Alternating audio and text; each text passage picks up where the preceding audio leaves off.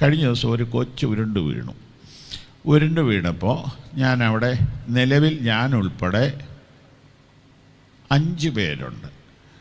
അതിൽ ഒരാൾ ഞാനാണ്, ഒരാൾ എൻ്റെ ഭാര്യയാണ്, ഒരാൾ എൻ്റെ മോനാണ്, ഒരാൾ മോൻ്റെ ഭാര്യയാണ്, പിന്നെ കുഞ്ഞാണ്. കുഞ്ഞ് 8 മാസമുള്ള കുഞ്ഞാണ്. പിടിച്ചെഴുന്നേക്കാൻ ശ്രമിക്കുമ്പോൾ പുറകോട്ടൊരൊറ്റ വീഴ്ച വീണു. തൊട്ടടുത്തിരുന്നത് ഞാനാണ്, 1-ാം പ്രതി ഞാൻ തന്നെയാണ്. ഞാൻ നോക്കിക്കോളും എന്ന് മറ്റുള്ളവർ വിചാരിച്ചു. ഞാനും അങ്ങനെയൊക്കെയായി വിചാരിച്ചുകൊണ്ടിരുന്നത്. പക്ഷേ കൊച്ച് ഞാൻ ആലോചിക്കുന്നതിന് മുമ്പ് വീണ് കഴിഞ്ഞു. അപ്പോൾ വീണപ്പോൾ ഞാനങ്ങനെ വലിയ ബഹളം വെച്ചില്ല, ഞാൻ വെക്കുന്നയാളാണ്. എന്നാലും ഞാൻ ഓടിച്ചെന്ന് എടുത്തു. സാരമില്ലെന്നൊക്കെ പറഞ്ഞു. പക്ഷേ സാരമില്ലെന്ന് പറഞ്ഞിട്ട് കൊച്ച് സമ്മതിക്കുന്നില്ല. കൊച്ച് വായ അങ്ങ് തുറന്ന് പിടിച്ചിട്ട് കുറേ നേരത്തേക്ക് ഒന്നും ഒരു അനക്കവും ഇല്ല.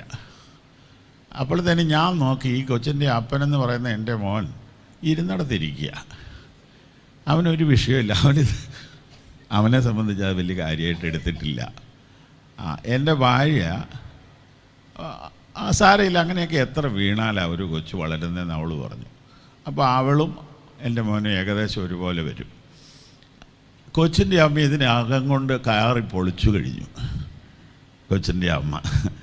അപ്പോൾ കൊച്ചും അമ്മ ഏകദേശം ഒരേ നിലവാരത്തിൽ പ്രതികരിക്കുന്നുണ്ട്. അപ്പോൾ അതിൻ്റെ കാരണം അവൾ പ്രസവിച്ചത് കൊണ്ടാണെന്ന് നമ്മൾ പറയുമെങ്കിലും അതൊന്നും അല്ല, ഇതെല്ലാം ഓരോ പ്രകൃതമാണ്. കൊച്ചിന് ഒന്നും പറ്റിയിട്ടില്ല, അത് ഉറപ്പായ കാര്യമാണ്, ഒന്നും പറ്റിയിട്ടില്ല. പക്ഷേ കൊച്ചിൻ്റെ വിചാരം എന്തോ വലിയ കാര്യം സംഭവിച്ചു എന്നോ പേടിച്ചെന്നോ എന്തോ ആയിരിക്കും. പിന്നെ നിങ്ങളെല്ലാവരുടെ കൂടി എന്നെ തള്ളിയിട്ടതാണെന്നോ എന്തൊക്കെയുള്ള ഒരു ചിന്താഗതി ആയിരിക്കും, ഇതൊന്നും നമുക്കറിയത്തില്ല. ഭയങ്കര വാശിയിലങ്ങ് കരഞ്ഞു, ഒരു പണിയും നടക്കുന്നില്ല. അപ്പം മൊബൈലിനകത്ത് ഒരു പാട്ട് കാണിച്ചപ്പോൾ വിഷയം തീർന്നു. അപ്പോൾ ഇതിനാണോ ഈ കരഞ്ഞത്? ഒന്നുമില്ല. അപ്പോൾ ഒരു 5 മിനിറ്റ് മൊബൈലിൽ നോക്കിയിരുന്ന് ചിരിക്കാൻ തുടങ്ങി. അത് കഴിഞ്ഞ് മൊബൈൽ നിർത്തിയപ്പോൾ നല്ലൊരു കരച്ചിൽ വന്നായിരുന്നല്ലോ, അത് പോയല്ലോ എന്നോർത്ത് പിന്നെയും തുടങ്ങി. അപ്പോൾ വീണ്ടും വേറൊരു പാട്ട് കാണിച്ച് തീർന്നു. പിന്നെ ഇച്ചിരി നേരം കഴിഞ്ഞപ്പോൾ ഉറങ്ങിപ്പോയി, വിഷയം തീർന്നു. അപ്പോൾ ഫീലിംഗ് എന്ന് പറയുന്നത് ഇങ്ങനെയാണ്. പാപച്ചുമടെടുപ്പാൻ കുരിശതിൽ മരിപ്പാൻ തിരുമനസാൽ വന്നവനേ, പാപച്ചുമടെടുപ്പാൻ കുരിശതിൽ മരിപ്പാൻ തിരുമനസാൽ വന്നവനേ, മുഴുഹൃദയമോടെ പൂർണ്ണശക്തിയോടെ സ്തുതി ആരാധന അങ്ങേക്ക്. കരങ്ങളടിച്ച് പാപച്ചുമടെടുപ്പാൻ കുരിശതിൽ മരിപ്പാൻ തിരുമനസാൽ വന്നവനേ, പാപച്ചുമടെടുപ്പാൻ കുരിശതിൽ മരിപ്പാൻ തിരുമനസാൽ വന്നവനേ, മുഴുഹൃദയമോടെ പൂർണ്ണശക്തിയോടെ സ്തുതി ആരാധന അങ്ങേക്ക്. മുഴുഹൃദയമോടെ പൂർണ്ണശക്തിയോടെ സ്തുതി ആരാധന അങ്ങേക്ക്.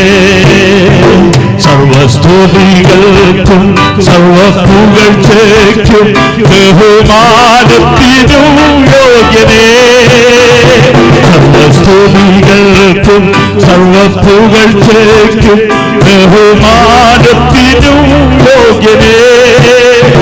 സ്തുതി ആരാധന സ്തുതി ആരാധന സ്തുതി ആരാധന അങ്ങേക്ക്. സ്തുതി ആരാധന ആരാധന സ്തുതി ആരാധന അങ്ങേക്ക്.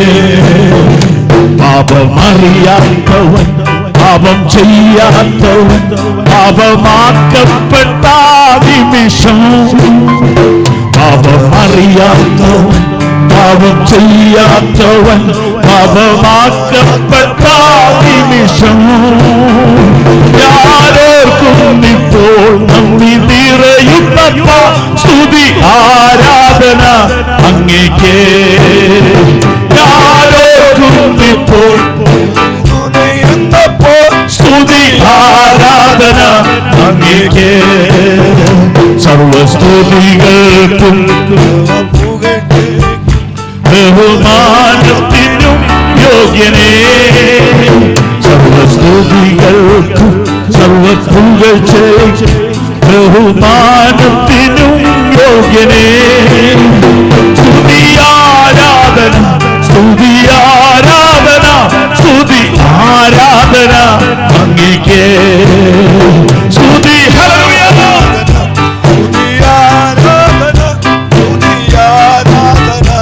അങ്ങേക്ക് സ്തുതി ആരാധന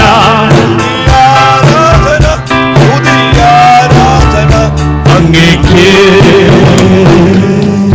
വിശുദ്ധ മത്തായി എഴുതിയ സുവിശേഷം 1-ാം അധ്യായം 21-ാമത്തെ വാക്യം വായിച്ചുകൊണ്ട് കർത്താവ് എൻ്റെ ഹൃദയത്തിൽ തന്ന ഒരു സന്ദേശം പങ്കുവയ്ക്കുവാൻ ആഗ്രഹിക്കുന്നു. അവൾ ഒരു മകനെ പ്രസവിക്കും, അവൻ തൻ്റെ ജനത്തെ അവരുടെ പാപങ്ങളിൽ നിന്ന് രക്ഷിപ്പാനിരിക്കൊണ്ട് നീ അവന് യേശു എന്ന് പേരിടണം എന്ന് പറഞ്ഞു. ആമേൻ. ഒന്നുകൂടെ വായിക്കാമോ? അവൾ ഒരു മകനെ പ്രസവിക്കും, അവൻ തൻ്റെ ജനത്തെ അവരുടെ പാപങ്ങളിൽ നിന്ന് രക്ഷിപ്പാനിരിക്കൊണ്ട് നീ അവന് യേശു എന്ന് പേരിടണം എന്ന് പറഞ്ഞു. ആമേൻ. അവൻ തൻ്റെ ജനത്തെ, ഒന്ന് ചേർന്ന് പറഞ്ഞാട്ട്, അവരുടെ പാപങ്ങളിൽ നിന്ന് രക്ഷിപ്പാനിരിക്കൊണ്ട് നീ അവൻ യേശു എന്ന് പേരിടണം. ഇച്ചിരൂടെ ഓളിയം കൂട്ടി പറയാവോ? അവൻ തൻ്റെ ജനത്തെ അവരുടെ പാപങ്ങളിൽ നിന്ന് രക്ഷിപ്പാനിരിക്കൊണ്ട് നീ അവന് യേശു എന്ന് പേരിടണം. ഹല്ലേലൂയ. ഈ സന്ദേശം കർത്താവിൻ്റെ ഹൃദയത്തിൽ ഇങ്ങനെ പ്രകാശിപ്പിച്ച് തന്നുകൊണ്ടിരിക്കുകയായിരുന്നു കഴിഞ്ഞ ദിവസങ്ങളിൽ. പാപമോചനം അന്നും ഇന്നും എന്ന് നിങ്ങൾക്ക് ഈ സന്ദേശത്തിന് പേരിടാം. പഠിക്കാവുന്ന രൂപത്തിലും പ്രാപിക്കാവുന്ന രൂപത്തിലും ഇത് പങ്കുവയ്ക്കണമെന്ന് കർത്താവിൽ ആഗ്രഹിക്കുന്നു. ഉണർവിൽ ഞാൻ ഇഷ്ടപ്പെടുന്നു, ഞാൻ വിശ്വസിക്കുന്നു. മനുഷ്യന് ദേഹം, ദേഹി, ആത്മാവ് 3 ഭാഗമുള്ളതുകൊണ്ട് ഇമോഷൻസ് ഞാൻ അംഗീകരിക്കുന്ന ആളാണ്. മനുഷ്യൻ തുള്ളുകയും ചാടുകയും ഉറക്കെ സ്തുതിക്കുകയൊക്കെ ചെയ്യുന്നത് കുഴപ്പമുള്ള കാര്യമല്ല എന്ന് നമ്മൾ വിശ്വസിക്കുന്നു. അതോടൊപ്പം തന്നെ വസ്തുതകളെ നന്നായിട്ട് ഗ്രഹിക്കുകയും വേണം. ഫാക്റ്റ്, ഫെയ്ത്ത് ആൻഡ് ഫീലിംഗ് എന്നാണ് അതിനെക്കുറിച്ച് അറിവുള്ളവർ പറഞ്ഞിരിക്കുന്നത്. ഒരു ഫാക്റ്റ് അതൊരു യാഥാർത്ഥ്യമാണ്, അത് അനങ്ങത്തില്ല, അത് നിലനിൽക്കുന്നു. അതിന്മേലാണ് ഫെയ്ത്ത് ഡെവലപ്പ് ചെയ്യുന്നത്. അതിൽ നിന്നാണ് ഫീലിങ്സ് ഉണ്ടാകുന്നത്. അപ്പോൾ ഫീലിങ്സിൽ ആരും നിലനിൽക്കരുത്, ഫാക്റ്റിലും ഫെയ്ത്തിലുമാണ് നിലനിൽക്കേണ്ടത്. അപ്പം ഫാക്റ്റ് എന്ന് പറയുന്നത് ദൈവത്തിൻ്റെ വചനമാണ്. നിൻ്റെ വചനം സ്വർഗത്തിൽ എന്നേക്കും സ്ഥിരമായിരിക്കുന്നത്. ആകാശം മാറിപ്പോകും, ഭൂമി മാറിപ്പോകും, ദൈവത്തിൻ്റെ വചനത്തിനോ മാറ്റമില്ല. ഇത് ഫാക്റ്റാണ്, ഇതിന് മാറ്റമില്ല. ഇതിന്മേലാണ് നമ്മുടെ ഫെയ്ത്ത് ഡെവലപ്പ് ചെയ്യുന്നത്, പണിയുന്നത്. അതിൽ നിന്നാണ് ഫീലിങ്സ് ഉണ്ടാകേണ്ടത്. അത് വ്യത്യാസമുണ്ട്. ഫീലിങ്സ് 100 പേർക്ക് 100 തരത്തിലാണ്, 1000 പേർക്ക് 1000 തരത്തിലാണ്. ചിലർ ഒത്തിരി ശബ്ദം ഉണ്ടാക്കും, ചിലരിങ്ങനെ അനങ്ങാതിരിക്കും. അവരെ കുറ്റമൊന്നും പറയണ്ട. അത് 2 തരം മനുഷ്യരാണ്. കഴിഞ്ഞ ദിവസം ഒരു കൊച്ചു ഉരുണ്ട് വീണപ്പോൾ ഞാനവിടെ നിലവിൽ ഞാൻ ഉൾപ്പെടെ 5 പേരുണ്ട്. അതിൽ ഒരാൾ ഞാനാണ്, ഒരാൾ എൻ്റെ ഭാര്യയാണ്, ഒരാൾ എൻ്റെ മോനാണ്, ഒരാൾ മോൻ്റെ ഭാര്യയാണ്, പിന്നെ കുഞ്ഞാണ്. കുഞ്ഞ് 8 മാസമുള്ള കുഞ്ഞാണ്. പിടിച്ചെഴുന്നേക്കാൻ ശ്രമിക്കുമ്പോൾ പുറകോട്ടൊരൊറ്റ വീഴ്ച വീണു. തൊട്ടടുത്തിരുന്നത് ഞാനാണ്, 1-ാം പ്രതി ഞാൻ തന്നെയാണ്. ഞാൻ നോക്കിക്കോളൂ എന്ന് മറ്റുള്ളവർ വിചാരിച്ചു. ഞാനും അങ്ങനെയൊക്കെയാണ് വിചാരിച്ചുകൊണ്ടിരുന്നത്. പക്ഷേ കൊച്ച് ഞാൻ ആലോചിക്കുന്നതിന് മുമ്പ് വീണ് കഴിഞ്ഞു. അപ്പോൾ വീണപ്പോൾ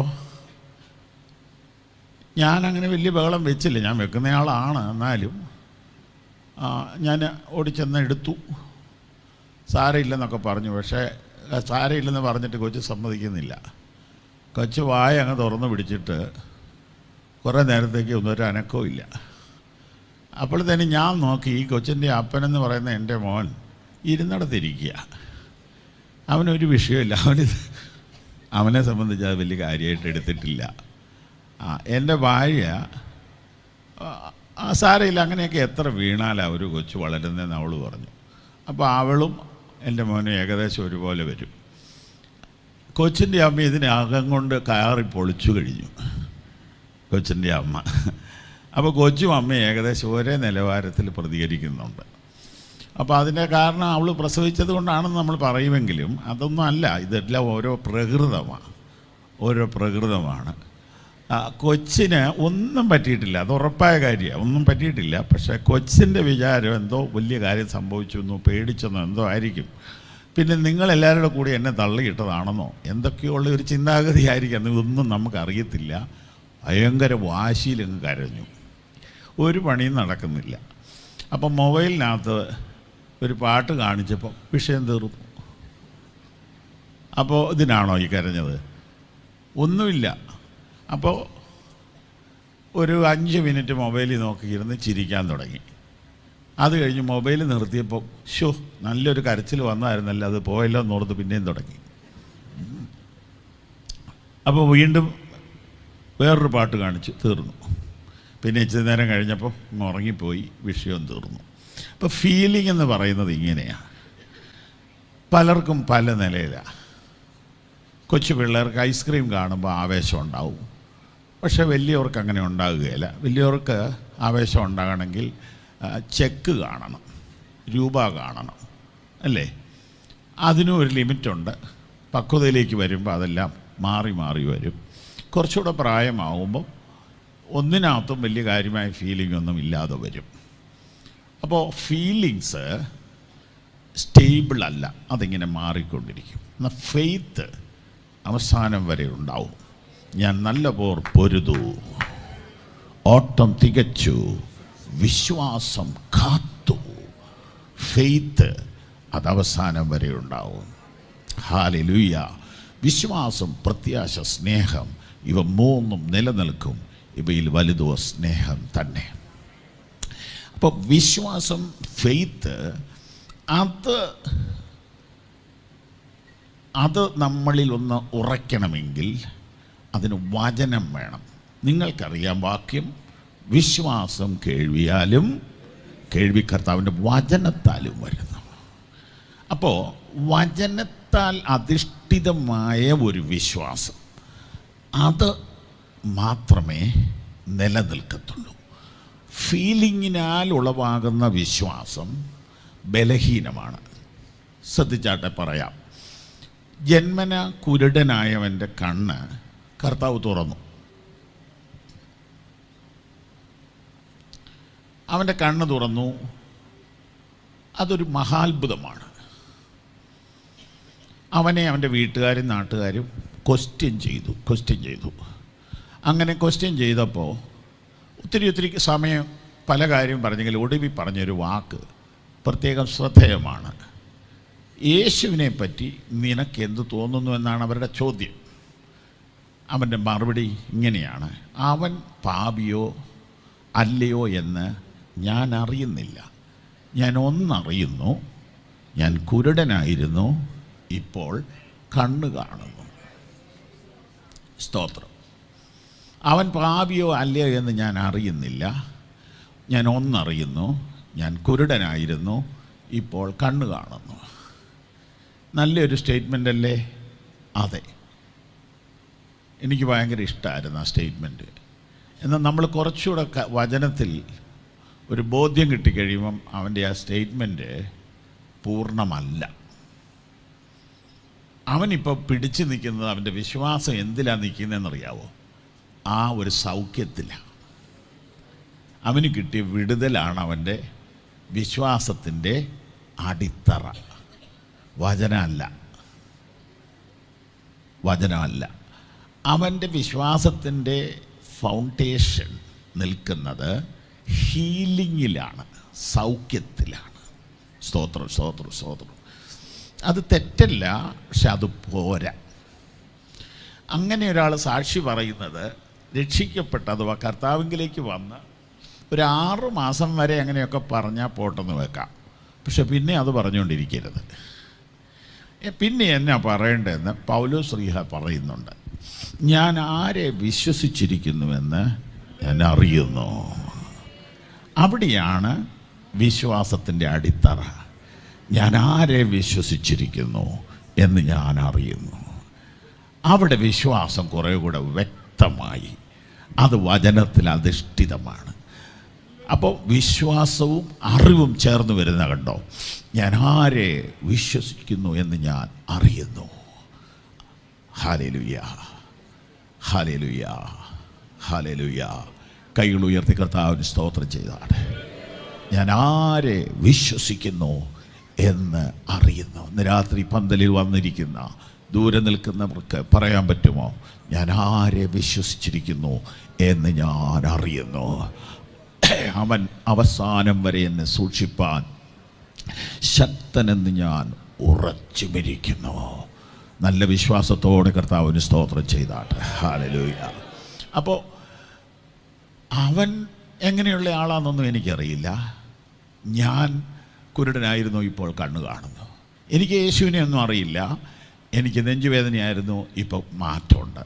എനിക്ക് നടുവേദനയായിരുന്നു, അത് മാറി. എനിക്ക് കടഭാരം ഉണ്ടായിരുന്നു, അത് മാറി. എനിക്ക് കുടുംബത്ത് പ്രശ്നങ്ങളായിരുന്നു, അത് മാറി എന്ന് പറയുന്നത് ഒരു കുറച്ച് കാലത്തേക്ക് പറയാൻ പറ്റുള്ളൂ. നമ്മുടെ വിശ്വാസം ഒരു സംഭവത്തിൽ മാത്രം നിൽക്കാതെ വചനത്തിലേക്കും യേശുവിലേക്കും വ്യാപരിച്ചു വരട്ടെ. Hallelujah, hallelujah.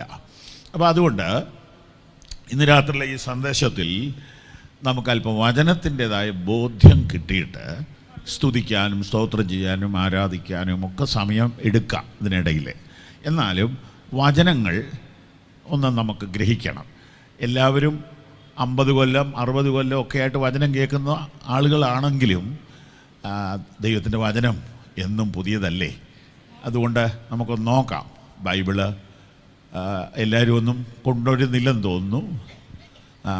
മൊബൈലിൽ ബൈബിൾ ഉണ്ടെന്നുള്ളൊരു സന്തോഷവും ഉണ്ട്. അതൊക്കെ എന്തേലും ആട്ടെ.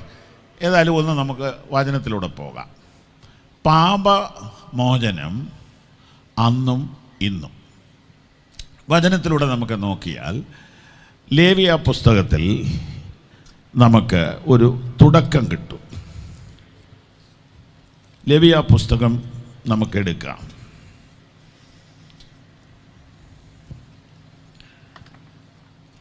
അതിൻ്റെ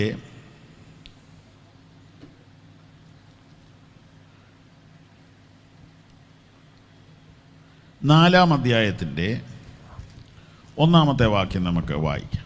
യഹോവ പിന്നെയും മോശയോട് അരുളി ചെയ്തത്, നീ ഇസ്രായേൽ മക്കളോട് പറയേണ്ടതെന്തെന്നാൽ, ചെയ്യരുതെന്ന് യഹോവ കൽപ്പിച്ചിട്ടുള്ള വല്ല കാര്യത്തിലും ആരെങ്കിലും അബദ്ധവശാൽ പിഴച്ച് ആ വക വല്ലതും ചെയ്താൽ അഭിഷിക്തനായ പുരോഹിതൻ ജനത്തിന്മേൽ കുറ്റം വരത്തക്കവണ്ണം പാപം ചെയ്തുവെങ്കിൽ മതി. പാപം ചെയ്താൽ എന്ത് ചെയ്യണം? വായിച്ചോ. താൻ ചെയ്ത പാപനിമിത്തം അവൻ യഹോവയ്ക്ക് പാപയാഗമായി ഊനമില്ലാത്ത ഒരു കാളക്കിടാവിനെ അർപ്പിക്കണം. പാപം ചെയ്താൽ അതിന് പരിഹാരം ഉണ്ടാക്കണം. അന്ന് പരിഹാരക്രിയ ഈ ക്രമത്തിലാണ് പോരുന്നത്. അവൻ ഊനമില്ലാത്ത ഒരു കാളക്കിടാവിനെ അർപ്പിക്കണം. പിന്നെ അതിൻ്റെ ഡീറ്റെയിൽസാണ് മുമ്പോട്ട് പോണത്. ഇവിടെ ശ്രദ്ധിക്കേണ്ട കാര്യം, പുരോഹിതൻ പാപം ചെയ്താൽ എന്നുള്ള കാര്യം ഒറ്റ വായനയിൽ ഒരു പക്ഷേ ശ്രദ്ധിച്ച് കാണുകയില്ല. അഭിഷിക്തനായ പുരോഹിതൻ പാപം ചെയ്താൽ, അപ്പോൾ പാപത്തിൽ തന്നെ ഏറ്റക്കുറച്ചിലുകൾ ഉണ്ടായിരുന്നു. വലിയവർ പാപം ചെയ്താൽ അത് ചെറുതായിട്ട് കാണുകയും ചെറിയവർ പാപം ചെയ്താൽ വലുതായിട്ട് കാണുകയും ചെയ്യുന്ന സിസ്റ്റമാണ് ഭൂമിയിൽ നടപ്പിലുള്ളത്. ഒരു കഷ്ണം വിറകെടുത്തുകൊണ്ട് പോയ സ്ത്രീയെ ഫോറസ്റ്റുകാർ പിടിക്കും. എന്നാൽ 100 കണക്കിന് ടൺ തേക്കും ഈട്ടിയും കടത്തിക്കൊണ്ട് പോയവരെ, ചന്ദനം വെട്ടിക്കൊണ്ട് പോയവരെ ആരും പിടിക്കുകയില്ല. വലിയവർ തെറ്റ് ചെയ്താൽ അത് ഒതുക്കി തീർക്കും, ചെറിയവർ തെറ്റ് ചെയ്താൽ അത് ഗൗരവമായിട്ട് എടുക്കും. ഇതാണ് സമൂഹത്തിൽ കണ്ടുകൊണ്ടിരിക്കുന്നത്. അതിപ്പോൾ സ്വർണ്ണക്കടത്താണെങ്കിലും എന്താണെങ്കിലും മയക്കുമരുന്നാണെങ്കിലും ഒക്കെ അങ്ങനെയാണ്. കള്ളനോട്ടാണെങ്കിലും നല്ല നോട്ടാണെങ്കിലും ഒക്കെ പിടിപാടുള്ളവൻ പാപം ചെയ്താൽ ചെറുതായിട്ട് കാണും, ചെറിയവർ പാപം ചെയ്താൽ വലുതായിട്ട് കാണും. പക്ഷെ ബൈബിളിൽ നേരെ തിരിച്ചാണ്. പുരോഹിതൻ പാപം ചെയ്താൽ അവൻ ഒരു കാളക്കിടാവിനെ അർപ്പിക്കണം. ഇനി 4:13 ഇസ്രായേൽ സഭ മുഴുവനും അബദ്ധവശാൽ പിഴയ്ക്കുകയും ആ കാര്യം സഭയുടെ കണ്ണിന് മറഞ്ഞിരിക്കുകയും ചെയ്യരുതെന്ന് യഹോവ കൽപ്പിച്ചിട്ടുള്ള വല്ല കാര്യത്തിലും അവർ പാപം ചെയ്തു കുറ്റക്കാരായി തീരുകയും ചെയ്താൽ ചെയ്ത പാപം അവർ അറിയുമ്പോൾ സഭ ഒരു കാളക്കിടാവിനെ പാപയാഗമായി അർപ്പിക്കണം. ഇത് ഭൂരിപക്ഷം പേരും പാപം ചെയ്താലത്തെ കാര്യമാണ്. അതിനും ഒരു കാളയെയാണ് കൽപ്പിച്ചിരിക്കുന്നത്. അപ്പോൾ അവിടെയും ഒരു ചെറിയ ചിന്ത നമുക്കെടുക്കാം. ഭൂരിപക്ഷം പേര് കൂടിയാൽ തെറ്റല്ലാതെ ആകുന്നില്ല. നമ്മുടെ സമൂഹത്തിൽ ഭൂരിപക്ഷം പേരും അഭിപ്രായപ്പെടുന്നത് എന്തോ അത് ശരി എന്നുള്ള ഒരു കാലമാണ് ജനാധിപത്യത്തിൽ കാണുന്നത്. വലിയ ഒരു ആൾക്കൂട്ടം ചേർന്ന ഒരാളെ അടിച്ചു കൊന്നാൽ അതിനൊന്നും വലിയ നടപടിയൊന്നും ഉണ്ടാവത്തില്ല. ഭൂരിപക്ഷത്തിന് എപ്പോഴും മുൻതൂക്കമുണ്ട് ലോകത്തിൽ. ഇവിടെ ഇതാ സഭ മുഴുവനും ഒരു പാപം ചെയ്യുക. അങ്ങനെ വന്നാൽ ഒരു കാളയെ അർപ്പിക്കണം. നമുക്ക് സമയം ലാഭിക്കാം. 22-ാം വാക്യം. ഒരു പ്രമാണി പാപം ചെയ്യുകയും ചെയ്യരുതെന്ന് തന്റെ ദൈവമായ യഹോവ കൽപ്പിച്ചിട്ടുള്ള വല്ല കാര്യത്തിലും അബദ്ധവശാൽ പിഴച്ച് കുറ്റക്കാരനായി തീരുകയും ചെയ്താൽ അവൻ ചെയ്ത പാപം അവന് ബോധ്യമായി എങ്കിൽ അവൻ ഊനമില്ലാത്ത ഒരു ആൺകോലാടിനെ വഴിപാടായി കൊണ്ടുവരണം. പ്രമാണി എന്ന് പറയുമ്പോൾ നിങ്ങൾക്ക് ഏകദേശം ഒരു ഐഡിയ കിട്ടിക്കാണുമല്ലോ. ഒരു കൺവെൻഷനൊക്കെ സ്പോൺസർ ചെയ്യാൻ കഴിവുള്ള ആൾ, മീറ്റിങ്ങിന് ബസ്സൊക്കെ വിട്ടുതരാൻ കഴിവുള്ള ആൾ, മാസികത്തിൻ്റെ സദ്യ മുഴുവനും തരാൻ കഴിവുള്ള ആൾ, ഒരു പ്രമാണി, സ്പോൺസർ ചെയ്യാൻ കഴിവുള്ള കരുത്തനായ ഒരു മനുഷ്യൻ. അയാൾ പാപം ചെയ്താൽ കണ്ടില്ലെന്ന് വെച്ചേക്ക് പണിയുള്ളൂ എന്ന് അല്ല ബൈബിൾ പറയുന്നത്. ബൈബിൾ പറയുന്നത് അവനെ കസ്റ്റഡിയിലെടുക്കണം, അവന് വിട്ടുവീഴ്ച കൂടാത്ത ശിക്ഷ കൊടുക്കണം. അവന് ബോധ്യമായാൽ ഒരാൺകോലാടിനെ വഴിപാടായിട്ട് അർപ്പിക്കണം. അടുത്തതായിട്ട് കാണുന്നത് 27-ാം വാക്യം. ദേശത്തെ ജനത്തിൽ ഒരുത്തൻ ചെയ്യരുതെന്ന് യഹോവ കൽപ്പിച്ചിട്ടുള്ള വല്ല കാര്യത്തിലും അബദ്ധവശാൽ പിഴച്ച് കുറ്റക്കാരനായി തീർന്നാൽ പാപം അവന് ബോധ്യമായി എങ്കിൽ അവൻ ചെയ്ത പാപം നിമിത്തം ഊനമില്ലാത്ത ഒരു പെൺകോലാടിനെ വഴിപാടായി കൊണ്ടുവരണം. സ്തോത്രം, സ്തോത്രം, സ്തോത്രം.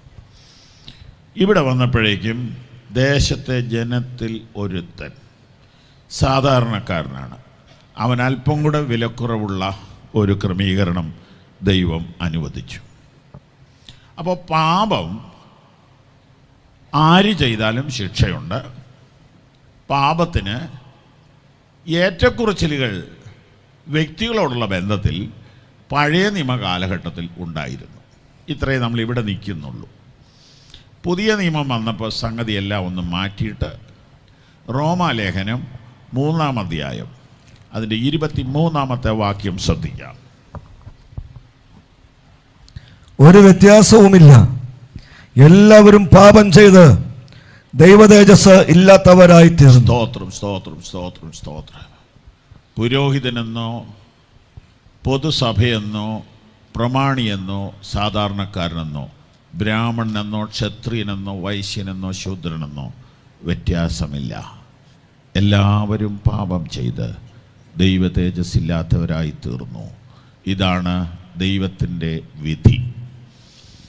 പാപത്തിൽ വ്യത്യാസങ്ങളില്ലെന്ന കർത്താവ് പറയുന്നത്. അങ്ങനെ പുതിയ നിയമത്തിൻ്റെ വെളിച്ചത്തിൽ നാം കാര്യങ്ങളെ ഇനിയും വിലയിരുത്താൻ പോവുകയാണ്. സ്തോത്രം, സ്തോത്രം, സ്തോത്രം, സ്തോത്രം, സ്തോത്രം. ഇതെല്ലാം പറഞ്ഞു വരുമ്പോൾ പാപം പാപി എന്നിങ്ങനെ കൂടെ പറയുമ്പോൾ എനിക്ക് ഇഷ്ടമുള്ള കാര്യമല്ല. ഞാൻ ശ്രദ്ധിച്ച് നോക്കിയിട്ടുണ്ട്, യേശു കർത്താവ് ആരെയും പാപി എന്ന് വിളിച്ചിട്ടില്ല. എന്നാൽ പാപത്തെ കർത്താവ് കഠിനമായി കാണുന്നുമുണ്ട്. അവൻ പാപിയെ സ്നേഹിക്കുന്നു, പാപത്തെ വെറുക്കുന്നു. കർത്താവിൻ്റെ ഇടപെടൽ ചില കഴിയുമ്പോൾ ഞാൻ വചനത്തിലൂടെ നമുക്ക് കാണാം. പഴയ കാര്യം തന്നെയാണെങ്കിൽ നമുക്കൊന്ന് ശ്രദ്ധിച്ച് നോക്കാം. ആരെയും യേശു കണ്ടം ചെയ്യുന്നില്ല, ആരെയും ഒറ്റപ്പെടുത്തുന്നില്ല, കുറ്റപ്പെടുത്തുന്നില്ല. മനുഷ്യനോട് കരുണ കാണിക്കാനാണ് കർത്താവ് വന്നത്. അവനെ വിധിച്ച് തള്ളാനല്ല, മനുഷ്യൻ്റെ പ്രാണങ്ങളെ നശിപ്പിക്കാനല്ല, രക്ഷിപ്പാനാണ് കർത്താവ് വന്നത്. സ്തോത്രം, സ്തോത്രം, സ്തോത്രം. അപ്പോൾ പാപത്തെ പുതിയ നിയമം കാണുന്നത് ഒരു വ്യത്യാസവുമില്ല. എല്ലാവരും പാപം ചെയ്ത് ദൈവ തേജസ് ഇല്ലാത്തവരായി തീർന്നു. ഇവിടെയാണ് വീണ്ടെടുപ്പ് എന്ന ദൈവിക പദ്ധതിയിലോട്ട് നാം കയറുന്നത്. പ്രാർത്ഥനയോടെ നമുക്ക് പുതിയ നിയമത്തിൻ്റെ പുതിയ നിയമ വെളിപ്പാടിലേക്ക് കയറാം. സ്തോത്രം. വായിച്ച വാക്യം ഇങ്ങനെയാണ്: കന്യക ഗർഭിണിയായൊരു മകനെ പ്രസവിക്കും. അവൻ തൻ്റെ ജനത്തെ അവരുടെ പാപങ്ങളിൽ നിന്ന് രക്ഷിപ്പാനിരിക്കുക കൊണ്ട് നീ അവന് യേശു എന്ന പേരിടണം. പാപത്തിൽ നിന്ന് രക്ഷിക്കാൻ ഒരു ജനനം, പാപിയെ രക്ഷിക്കാൻ ഒരു വ്യക്തി വരുന്നു, അതിനുവേണ്ടി മാത്രം വരുന്നു. തിരുവെഴുത്ത് ഇങ്ങനെ പറയുന്നു: ക്രിസ്തുയേശു പാപികളെ രക്ഷിപ്പാൻ ലോകത്തിൽ വന്നു എന്നുള്ളത് വിശ്വാസ്യവും എല്ലാവരും അംഗീകരിപ്പാൻ യോഗ്യവുമായ വചനം തന്നെ. ചേർന്ന് കർത്താവിനെ സ്തുതിക്കാം. ഹല്ലേലൂയ. പൗലോസ് പറയുന്നു, ആ പാപികളിൽ ഞാൻ ഒന്നാമനാണ്. ക്രിസ്തുയേശു പാപികളെ രക്ഷിപ്പാൻ ലോകത്തിൽ വന്നു എന്നുള്ളത് വിശ്വാസ്യവും എല്ലാവരും അംഗീകരിപ്പാൻ യോഗ്യമായ വചനം തന്നെ. ലോകത്തോട് പറയാൻ, മനുഷ്യ കുടുംബത്തോട് പറയാൻ ഞങ്ങൾക്കൊരു സന്ദേശമുണ്ട്.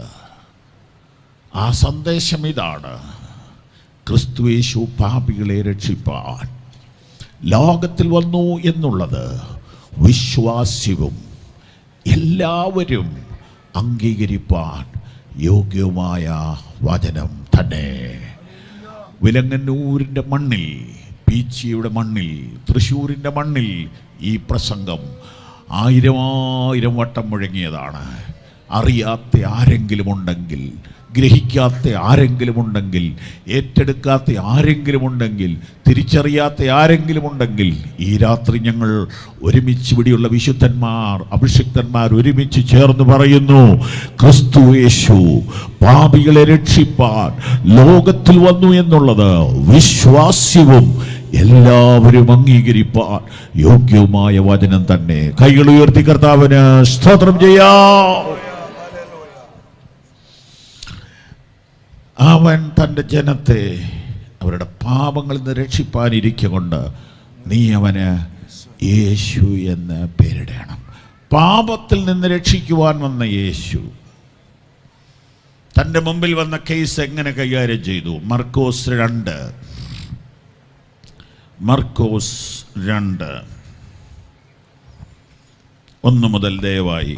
ചില ദിവസം കഴിഞ്ഞ ശേഷം അവൻ പിന്നെയും കഫർനഹൂമിൽ ചെന്നു. അവൻ വീട്ടിലുണ്ടെന്ന് ശ്രുതിയായി.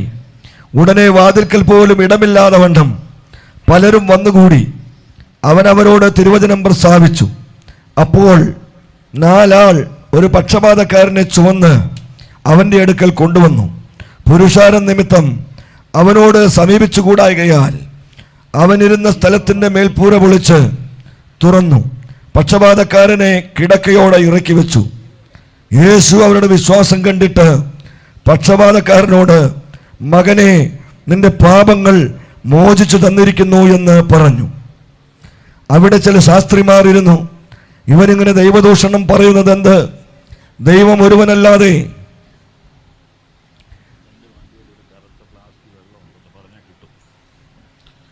ഒരുവനല്ലാതെ പാപങ്ങളെ മോചിപ്പാൻ കഴിയുന്നവനാരെന്ന് ഹൃദയത്തിൽ ചിന്തിച്ചു കൊണ്ടിരുന്നു. ഇങ്ങനെ അവർ ഉള്ളിൽ ചിന്തിക്കുന്നു എന്ന് യേശു ഉടനെ മനസ്സിൽ ഗ്രഹിച്ച് അവരോട്, നിങ്ങൾ ഹൃദയത്തിൽ ഇങ്ങനെ ചിന്തിക്കുന്നതെന്ത്? പക്ഷപാതക്കാരനോട് നിന്റെ പാപങ്ങൾ മോചിച്ചു തന്നിരിക്കുന്നു എന്ന് പറയുന്നതോ, എഴുന്നേറ്റ് കിടക്കയെടുത്ത് നടക്ക എന്ന് പറയുന്നതോ ഏതാകുന്നു എളുപ്പം എന്ന് ചോദിച്ചു. നമുക്ക് ഇനിയും വചനം ധ്യാനിക്കാം. ശ്രദ്ധിച്ചേ, ഞാൻ ആദ്യമേ പറഞ്ഞല്ലോ, ചില വസ്തുതകൾ ബോധ്യത്തിൽ ഒന്നുകൂടെ വരണം. പുതിയതായിട്ടൊക്കെ വന്ന വിശ്വാസികൾ, യൗവനക്കാരൊക്കെ കേൾക്കണം. ഒരു ചിത്രം പോലെ കാണുക. ഒരു വീട്ടിൽ പ്രാർത്ഥന നടന്നുകൊണ്ടിരിക്കുന്നു. യേശു കർത്താവാണ് പ്രസംഗിക്കുന്നത്, ക്ലാസ് എടുക്കുന്നത്. വാതിൽക്കൽ പോലും സ്ഥലമില്ല, ഭയങ്കര ആൾക്കൂട്ടമാണ്.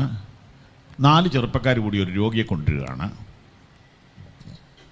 ആ രോഗിയുടെ രോഗമെന്ന് പറയുന്നത് തളർവാദ രോഗമാണ്.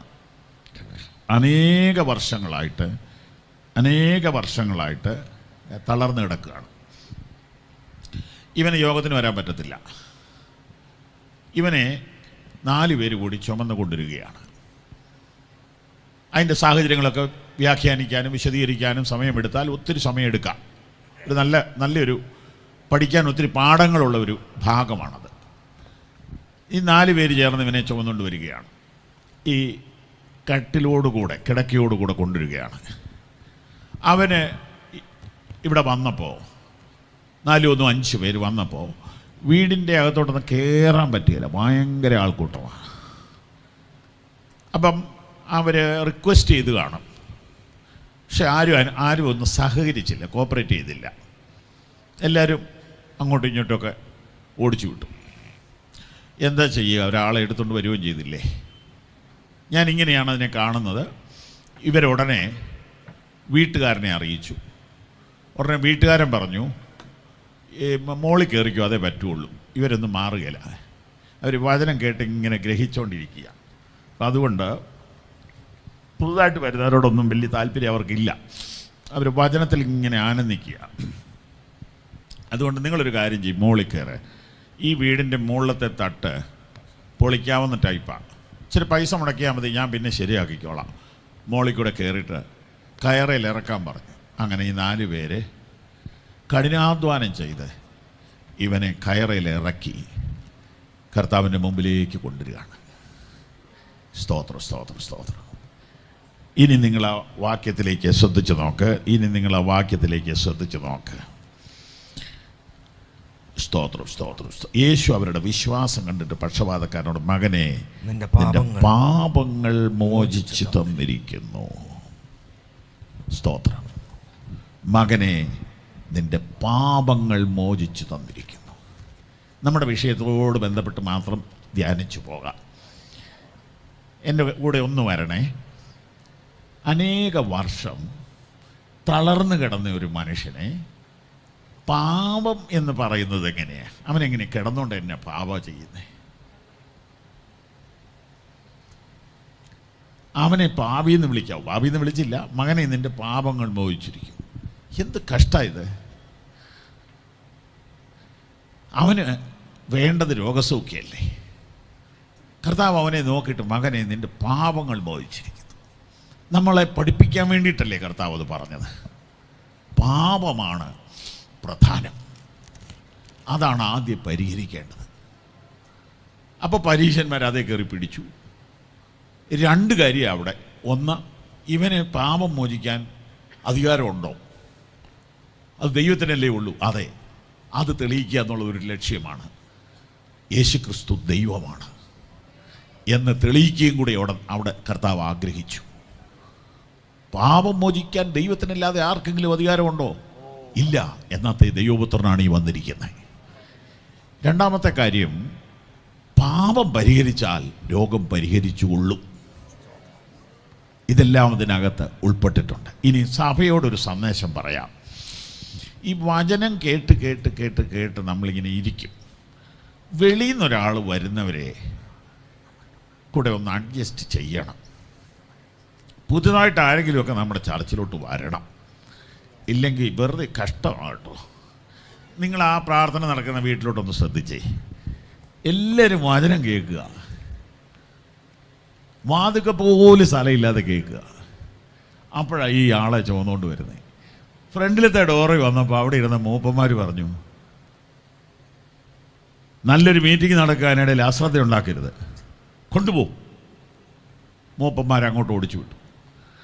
അതിലൂടെ അപ്പുറം ചെന്ന് സഹോദരിമാരുടെ ഡോറിൻ്റെ അവിടെ ചെന്ന് മുട്ടി. സഹോദരിമാർ അതിനേക്കാളും ബഹളം ഉണ്ടാക്കി. സഹോദരിമാരുടെ ഇടയ്ക്കാണോ സഹോദരന്മാർ വന്ന് പ്രശ്നം ഉണ്ടാക്കുന്നത്? വേറെ എവിടെയെങ്കിലും കൊണ്ടുപോകും. 4 വാതുക്കലും ചെന്ന് ആരും കയറ്റിയില്ല. ഇതിനെ ഒരു സഭയായിട്ട് കാണണം. ഇന്നത്തെ സഭയുടെ അവസ്ഥ ഇതാണ്. ആരും ആരെയും ഇങ്ങോട്ട് കയറ്റുകയില്ല. വാതുക്കൽ ഇരിക്കുക, വചനം കേൾക്കുക എന്നാണ് പറയുന്നത്. എന്തോരം കേട്ടതാ. വല്ല മാറ്റമുണ്ട്? ഒരാളെ പോലും പുതുതായിട്ട് നേടുന്നില്ല. ഒരു ഒറ്റയാൾ പുതുതായിട്ട് വരുന്നില്ല. സ്നാനക്കുളമൊക്കെ പായൽ പിടിച്ച് കിടക്കുക. ഇനി ഇപ്പോൾ ഇവിടെയുള്ള ഈ ജനിച്ച പിള്ളേരെങ്ങാനും സ്നാനപ്പെടണം. ഇതിനൊരു മാറ്റം നമ്മുടെ ഇടയിൽ വന്നേ പറ്റൂ. നമ്മുടെ വാതിലുകൾ തുറന്നിടണം. നമ്മുടെ ചർച്ചുകൾ തുറന്നിടണം. 5 ലക്ഷം 10 ലക്ഷം 20 ലക്ഷം ഒക്കെ മുടക്കി പണിത ഹോളുകൾ എല്ലാ ദിവസവും തുറന്നു കിടക്കട്ടെ. എല്ലാ ദിവസവും പ്രാർത്ഥന നടക്കട്ടെ. ആലയങ്ങൾ നിറയട്ടെ. നമ്മൾ എന്തോ നേടിയെന്നായി പറയുന്നത്. നമ്മൾ എന്തോ വലിയ ഗമയടിക്കുന്നേ. നമ്മുടെ ഇടയിലേക്ക് രോഗികൾ വരട്ടെ. നമ്മുടെ ഇടയിലേക്ക് നിരാശർ വരട്ടെ. ബന്ധിക്കപ്പെട്ടവർ വരട്ടെ. പിശാച് ബാധിക്കപ്പെട്ടവർ വരട്ടെ. വിടുതൽ പ്രാപിക്കുന്ന സ്ഥലമായി സഭ തീരട്ടെ.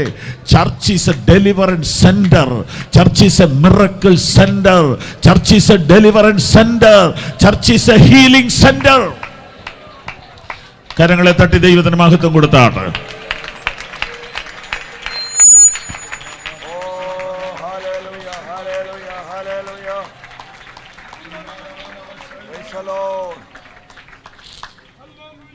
നമ്മളിപ്പോൾ കർത്താവിൻ്റെ വരവിനെ കുറിച്ചൊക്കെ കേട്ടിങ്ങനെ ആമയും പറഞ്ഞാൽ പോരാ. ഒരു തീരുമാനം ഇന്ന് എടുക്കണം. നമ്മുടെ ചർച്ചിൽ ഈ വർഷം പുതുതായിട്ട് ചിലർ വരണം. സ്തോത്രം സ്തോത്രം. ഞങ്ങൾ ഈ വർഷം തുടങ്ങിയപ്പോൾ ഒരു കാര്യം ചെയ്തു. ഇതൊക്കെ പറയുമ്പോൾ എല്ലാവരും ആമയും പറയും. അപ്പോൾ പുതുതായിട്ട് ആത്മാക്കൾ വരണം, സന്തോഷമുള്ളൊരു കൈ പൊക്കാൻ പറഞ്ഞു. അപ്പോൾ കൈപൊക്കി കഴിഞ്ഞപ്പോൾ പറഞ്ഞു, വരുമെന്ന് ഉറപ്പുള്ളൊരു കൈപൊക്ക്. അന്നേരം കൈപൊക്കി. ഉറപ്പാണോ? ഉറപ്പാണ്. എത്ര പേര് വരുമെന്ന് പ്രതീക്ഷിക്കുന്നു ഓരോരുത്തരോടും? അങ്ങനെ ഓരോരുത്തർ കുറേയൊക്കെ ഒരു ഉറപ്പൊക്കെ പറഞ്ഞു. ഓക്കെ. അപ്പോൾ ഒരാൾ 10 കസേര വെച്ച് പുതുതായിട്ട് മേടിക്കുക. 10 പേര് വരുമെന്ന് പ്രതീക്ഷിക്കുന്നുണ്ടല്ലോ. അങ്ങനെ എല്ലാവരും മേടിച്ചു. പിരിവിടാതെ കസേര നിറഞ്ഞിട്ടുണ്ട്. ഹോള് വലുതാക്കിയായിരുന്നു കോവിഡ് കാലത്ത്. അങ്ങനെ ഇപ്പോൾ ഒത്തിരി കസേര മേടിച്ചിങ്ങനെ അടുക്കി വെച്ചിട്ടുണ്ട്. ഇനി ഇത് ഇരിക്കാൻ ആൾ വരണം അല്ലേ? എല്ലാ മാസവും പബ്ലിക്കിന് വേണ്ടി ഒരു മീറ്റിംഗ് ചർച്ചിൽ, ഡെലിവറൻസ് മീറ്റിംഗ്, സഭായോഗം, ഉപവാസ പ്രാർത്ഥന എന്നൊക്കെ പറയുന്നതെല്ലാം നമുക്ക് വേണ്ടി മാത്രം നടന്നുകൊണ്ടിരിക്കുന്നത്. അപ്പോൾ എല്ലാവർക്കും എല്ലാ മാസവും ഒരു 10-50 നോട്ടീസ് ഏൽപ്പിക്കും. ഒരു മാസം നോട്ടീസ് വിതരണം ചെയ്യുക. ഒരു 5 പേരെ 10 പേരെ കൊണ്ടുവരിക. അങ്ങനെ ഒന്നാമത്തെ മീറ്റിംഗ് കഴിഞ്ഞു. മേടിച്ച കസേര മുഴുവൻ നിറഞ്ഞ ആളുണ്ടായിരുന്നു. അടുത്ത മീറ്റിംഗ് മാർച്ച് 5-ാം തീയതി നടക്കുകയാണ്. ഇപ്പോൾ തൊട്ടേ നോട്ടീസ് വിതരണം തുടങ്ങി. നമ്മുടെ ചർച്ചിന് വേണ്ടി മാത്രമല്ലേ നമ്മളിപ്പോൾ ഈ പ്രവർത്തിക്കുന്നത്. ദയവായി ഇതൊന്ന് കേൾക്ക്. എന്തോരു പ്രസംഗം നമ്മൾ കേട്ടു, എന്തോരു ആമയം പറഞ്ഞു, എന്തോരു അല്ലേലിയ പറഞ്ഞു. നമുക്ക് ഈ വർഷം ഒരു 100 പേര് ഓരോ ലോക്കൽ സഭയിൽ പുതുതായിട്ട് വരട്ടെ. 100 പേര് പുതുതായിട്ട് ലോക്കൽ സഭയിൽ വരട്ടെ. എത്ര പേര് വിശ്വസിക്കുന്നു? ശക്തിയോടെ ഹല്ലേലൂയ പറഞ്ഞാണ്. ഹല്ലേലൂയ, സ്തോത്രം. നമ്മുടെ വിഷയത്തിൽ നിൽക്കാം. പാപമോചനം യേശു കർത്താവ് എങ്ങനെ കൈകാര്യം ചെയ്തു? അവൻ പാപപരിഹാരത്തിനായി ജനിച്ചു. അവൻ്റെ അടുക്കലേക്ക് കൊണ്ടുവന്ന രോഗിയെ നോക്കിയിട്ട് നിന്റെ പാപം മോചിച്ചിരിക്കുന്നു എന്ന് പറഞ്ഞു. സ്തോത്രം. പക്ഷേ പ്രശ്നം, ഒരാളുടെ പാപമേ മോചിക്കാൻ പറ്റുകയുള്ളൂ. തീർന്നില്ല. നമുക്ക് മറ്റൊരു വേദഭാഗം ധ്യാനിക്കാം വേഗത്തിൽ. യോഹന്നാന്റെ സുവിശേഷം 8-ാം അധ്യായം. യോഹന്നാന്റെ സുവിശേഷം 8-ാം അധ്യായം അതിൻ്റെ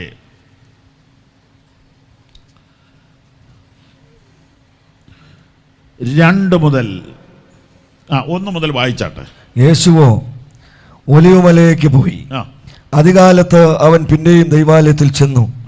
ജനമൊക്കെയും അവൻ്റെ അടുക്കൽ വന്നു. അവൻ ഇരുന്ന് അവരെ ഉപദേശിച്ചു കൊണ്ടിരിക്കുമ്പോൾ ശാസ്ത്രിമാരും പരീശന്മാരും വ്യഭിചാരത്തിൽ പിടിച്ചിരുന്ന ഒരു സ്ത്രീയെ കൊണ്ടുവന്ന് നടുവിൽ നിർത്തി അവനോട്, ഗുരു, ഈ സ്ത്രീയെ വ്യഭിചാരകർമ്മത്തിൽ തന്നെ പിടിച്ചിരിക്കുന്നു. ഇങ്ങനെയുള്ളവരെ കല്ലെറിയണമെന്ന് മോശ ന്യായപ്രമാണത്തിൽ ഞങ്ങളോട് കൽപ്പിച്ചിരിക്കുന്നു.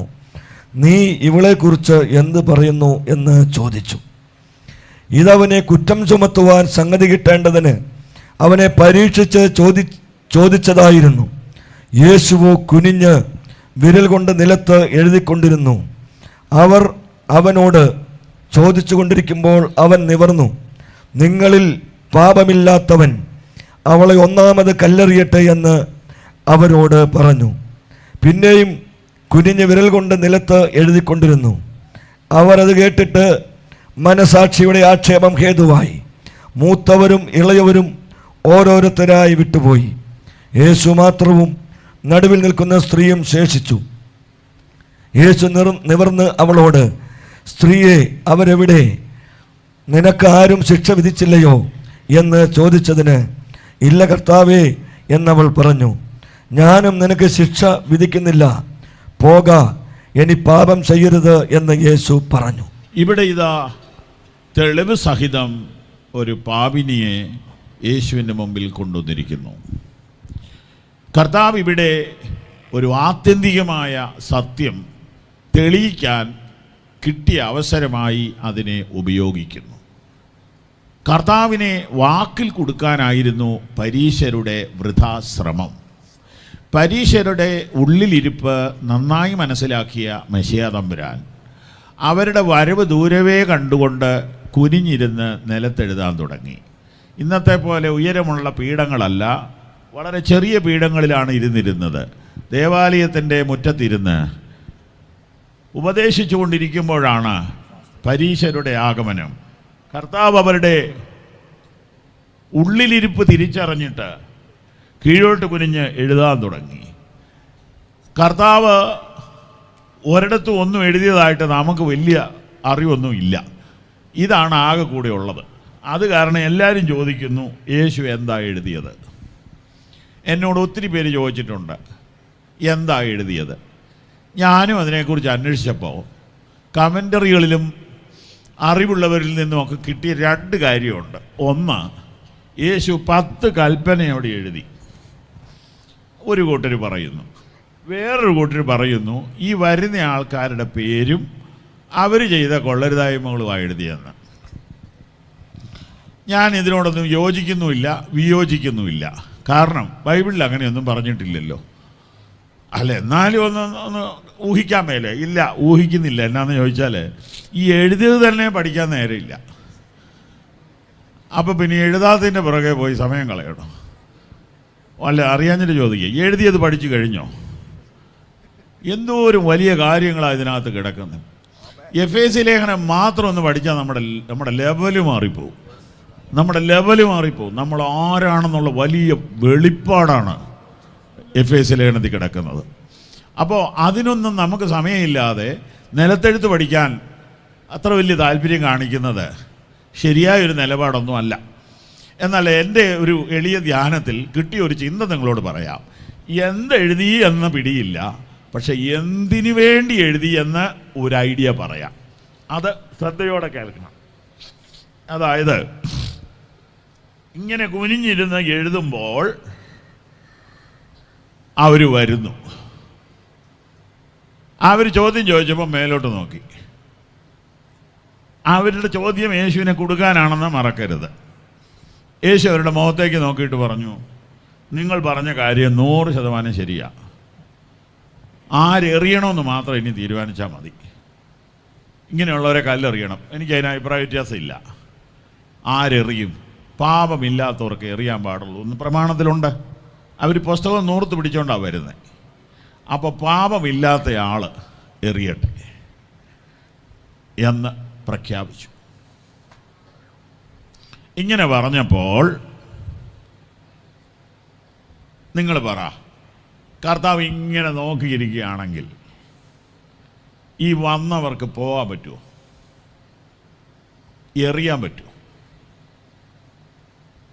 രണ്ടും പറ്റുകയില്ല. അപ്പോൾ കർത്താവ് ഇങ്ങനെ കീഴോട്ട് കുനിഞ്ഞപ്പോൾ അവർക്ക് പോകാനൊരു ഡോറ് തുറന്നു കൊടുത്തതാണ്. യേശു കാണുന്നില്ല എന്ന് ഉറപ്പ് വന്നപ്പോൾ അവരങ്ങ് പോയതാണ്. നേരെ നോക്കിയിരിക്കുമ്പം പോകുന്നത് എങ്ങനെയാണ്? നമുക്കൊരു നുണ പറയാനാണെങ്കിൽ ഒരാളുടെ മുഖത്ത് നോക്കി പറയാൻ ബുദ്ധിമുട്ടാണ്. അപ്പോൾ പാപം ചെയ്തിട്ടില്ല എന്നുള്ള ഗമയിലെ കോളറൊക്കെ ഉയർത്തിപ്പിടിച്ച് ഇങ്ങോട്ട് വന്നേ. പാപം ചെയ്തിട്ടുള്ളവർക്കല്ലേ തിരിച്ചു പോകാൻ പറ്റുള്ളൂ, പാപം ഇല്ലാത്തവർക്ക് എറിയാമല്ലോ. അപ്പോൾ കർത്താവ് ഇങ്ങനെ കണ്ണും പിടിച്ചിരുന്നാൽ 1000-ൻ്റെ ലൈറ്റ് ഇട്ട പോലെ നോക്കിയാൽ അവർക്ക് പോകാനും പറ്റില്ല, എറിയാനും പറ്റില്ല. അതുകൊണ്ട് ഒരു ഡോർ തുറന്നു കൊടുത്തതാണ്. ഇതുപോലെ കർത്താവ് ഇങ്ങനെ കീഴോട്ട് കുനിഞ്ഞിരുന്നതുകൊണ്ടാണ് നമ്മളുമൊക്കെ ഇവിടം വരെ വന്നത്. എത്ര പേർക്ക് ഞാൻ പറഞ്ഞു മനസ്സിലായി? അവൻ പലതും കണ്ടില്ലെന്ന് വെച്ചതുകൊണ്ടാണ് നമ്മൾ ഇന്ന് രാത്രിയിൽ വിശുദ്ധന്മാരുടെ മധ്യേ നിൽക്കുന്നത്. നമ്മളാരും പെർഫെക്റ്റ് ആയിട്ടൊന്നുമല്ല, അവൻ പലതും കണ്ടില്ലെന്ന് വെച്ചതുകൊണ്ടാണ്. നമ്മുടെ നെകളവും നമ്മുടെ അഹങ്കാരവും നമ്മുടെ ദ്രവ്യാഗ്രഹവും നമ്മുടെ ജഡീകതയും നമ്മുടെ ദുർമോഹങ്ങളും നമ്മുടെ ഉള്ളിലിരിപ്പും ഒക്കെ കർത്താവിനറിയാം. എന്നിട്ട് നമ്മളോട് ക്ഷമിച്ച് നമ്മെ ഇന്നും വിശുദ്ധന്മാരുടെ മധ്യേ നിർത്തിയതിനാൽ കൈകൾ ഉയർത്തി കർത്താവിന് സ്തോത്രം ചെയ്താൽ ഹല്ലേലൂയ. അവൻ നമ്മുടെ പ്രകൃതി അറിയുന്നു, നാം പൊടിയെന്നവൻ ഓർക്കുന്നു. ഇവിടെ കർത്താവ് ആത്യന്തികമായി സ്ഥാപിച്ച എന്നാണെന്നറിയാമോ? എല്ലാ മനുഷ്യരും പാപികളാണ്. ചെറിയ പാപി വലിയ പാപി എന്നൊന്നില്ല. ഈ സ്ത്രീ പാപിയാണെന്ന് നിങ്ങൾ പറയുന്നുവെങ്കിൽ നിങ്ങളെല്ലാവരും പാപികൾ തന്നെ. പറയാതെ എഴുതാതെ തെളിയിച്ചു. അവർ തിരിച്ചു പോകുമ്പോൾ അവർ വിളിച്ചു പറയുകയാണ്, ഞങ്ങളെല്ലാം പാപികളാണ്. അവൾ അവിടെ നിൽക്കുക. കർത്താവളോട് ചോദിച്ചു, സ്ത്രീയെ അവരെവിടെ? ആരും നിനക്ക് ശിക്ഷ വിധിച്ചില്ലേ? ഞാനും നിനക്ക് ശിക്ഷ വിധിക്കുന്നില്ല. അവരെവിടെ എന്ന ചോദ്യത്തിനും അർത്ഥമുണ്ട്. നിന്റെ പാപം ഞാൻ മോചിക്കുന്ന കൂട്ടത്തിൽ അവരുടെ പാപവും മോചിക്കാമായിരുന്നു, പക്ഷെ അവർ പോയല്ലോ. ഒരു ദൂത് സമൂഹത്തോട് പറയുന്നു, കുറ്റബോധമുണ്ടെങ്കിൽ യേശുവിൻ്റെ സന്നിധി വിട്ടു പോകരുത്. ആ പാദത്തിൽ വീണാൽ ക്ഷമിക്കാത്ത ഒരു പാപവുമില്ല. ആ പാദത്തിൽ മുട്ടുമടക്കിയാൽ പരിഹരിക്കാത്ത ഒരു പ്രശ്നവുമില്ല. ആർക്കെങ്കിലും ഒരു ബലഹീനത ഉണ്ടെങ്കിൽ, പോരായ്മയുണ്ടെങ്കിൽ, തെറ്റുണ്ടെങ്കിൽ, കുറവുകളുണ്ടെങ്കിൽ അവൻ യേശുവിൻ്റെ സന്നിധി വിട്ട് പോകരുത്. അവൻ ആ പാദത്തിൽ മുട്ടുകുത്തട്ടെ. അവൻ്റെ പാപം എത്ര വലുതാണെങ്കിലും പരിഹരിപ്പാൻ യേശു മതിയായവനാണ്. കർത്താവിന് നമുക്ക് ഒരുമിച്ച് സ്തോത്രം ചെയ്യാം. ഹല്ലേലൂയ. ദേശത്തോട് സമൂഹത്തോട് ഞങ്ങൾ പറയുന്നു, പാപം പരിഹരിപ്പാൻ യേശുവിന് അധികാരമുണ്ട്. അവൻ്റെ സന്നിധിയിൽ പരിഹരിക്കാത്ത ഒരു വിഷയവും ഇല്ല. അവൻ്റെ സന്നിധിയിൽ പരിഹരിക്കാത്ത ഒരു വിഷയവുമില്ല. ഇന്ന് രാത്രി വെലങ്ങന്നൂർ കൺവെൻഷനിൽ അകത്തും പുറത്തും പരിസരത്തിൽ ഞങ്ങളെ കേൾക്കുന്നവരെ, മതമല്ല ഞങ്ങൾ പറയുന്നത്. നിങ്ങളൊരു മനുഷ്യനാണെങ്കിൽ നിങ്ങളുടെ പ്രശ്നത്തിന് മുഴുവൻ പരിഹാരം യേശുവിൻ്റെ സന്നിധിയിലുണ്ട്. He is the answer. Jesus Christ is the answer. നിങ്ങളുടെ പ്രശ്നം എത്ര വലുതാണെങ്കിലും കർത്താവിൽ അതിന് പരിഹാരമുണ്ട്. കർത്താവിൽ അതിന് പരിഹാരമുണ്ട്. രോഗത്തിന് പരിഹാരമുണ്ട്, ശാപത്തിന് പരിഹാരമുണ്ട്, പാപത്തിന് പരിഹാരമുണ്ട്, ബന്ധനങ്ങൾക്ക് പരിഹാരമുണ്ട്. യേശുവിൻ്റെ നാമത്തിൽ ഇന്ന് രാത്രി ഞങ്ങളത് ഡിക്ലെയർ ചെയ്യുന്നു. ഹല്ലേലൂയ.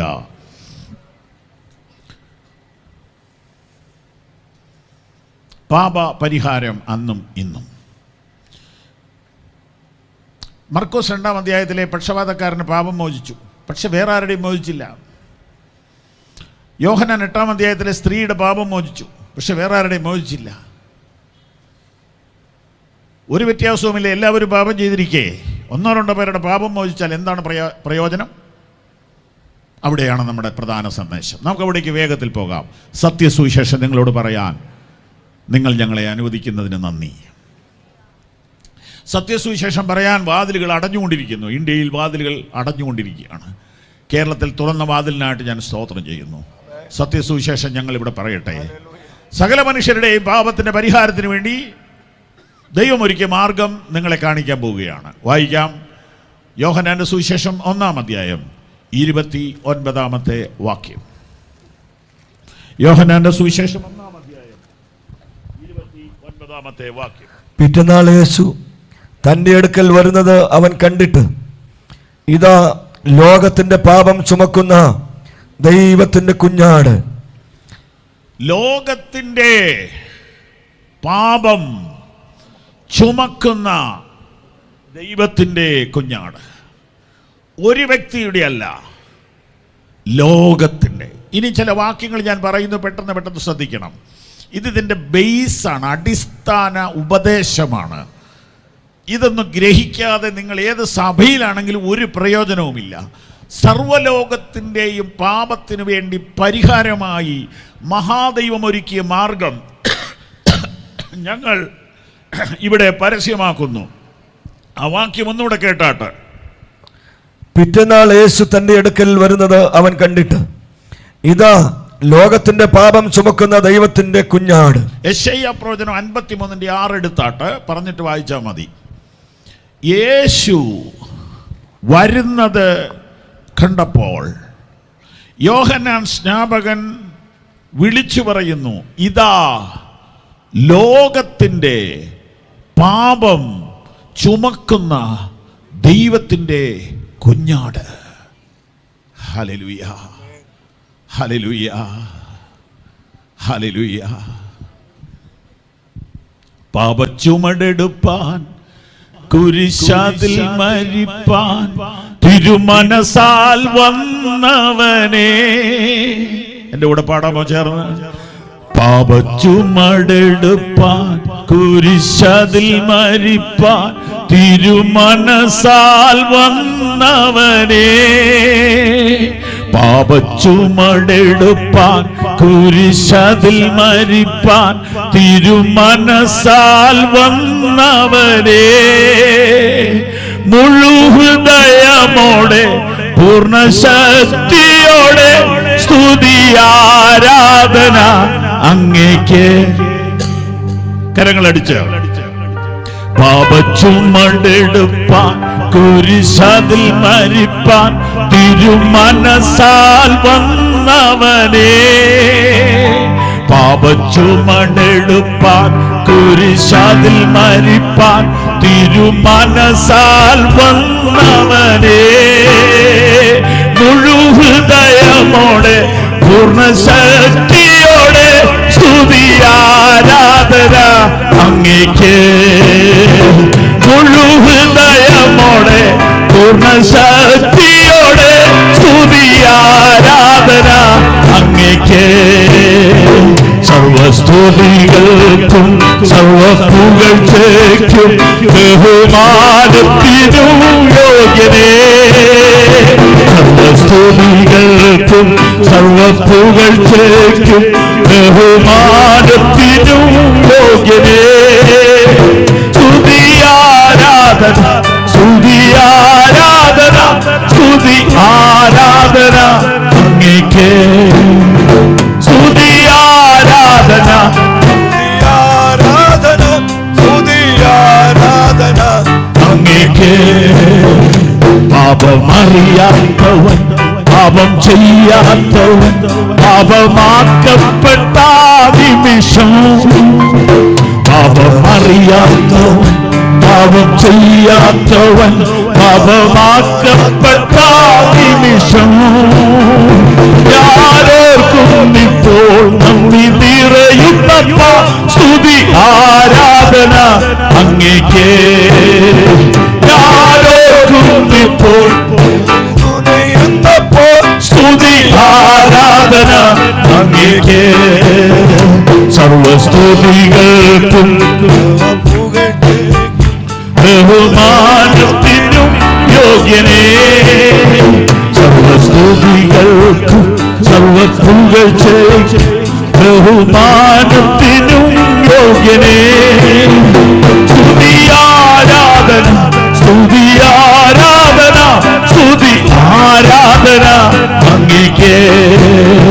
സ്തുതി ഹല്ലേലൂയ, സ്തുതി ആരാധന, സ്തുതി ആരാധന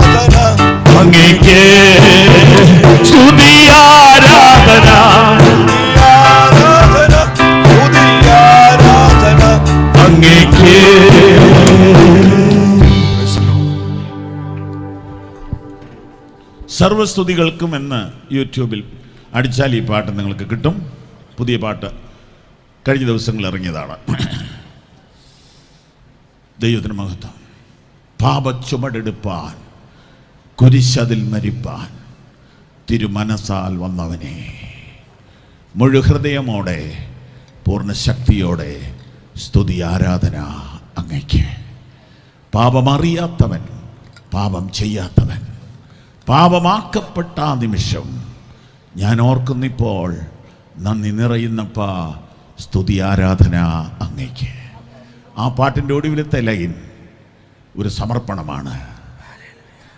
തിരുമേനിക്കിനി ഒരു വേദനയും അപമാനവും വന്നിടല്ലേ, എൻ്റെ വാക്കിനാലോ എൻ്റെ ചിന്തയാലോ സ്തുതി ആരാധന അങ്ങേക്ക്. പഠിക്കുക, ആരാധനയ്ക്ക് പാടുക. ദൈവം നിങ്ങളെ അനുഗ്രഹിക്കട്ടെ.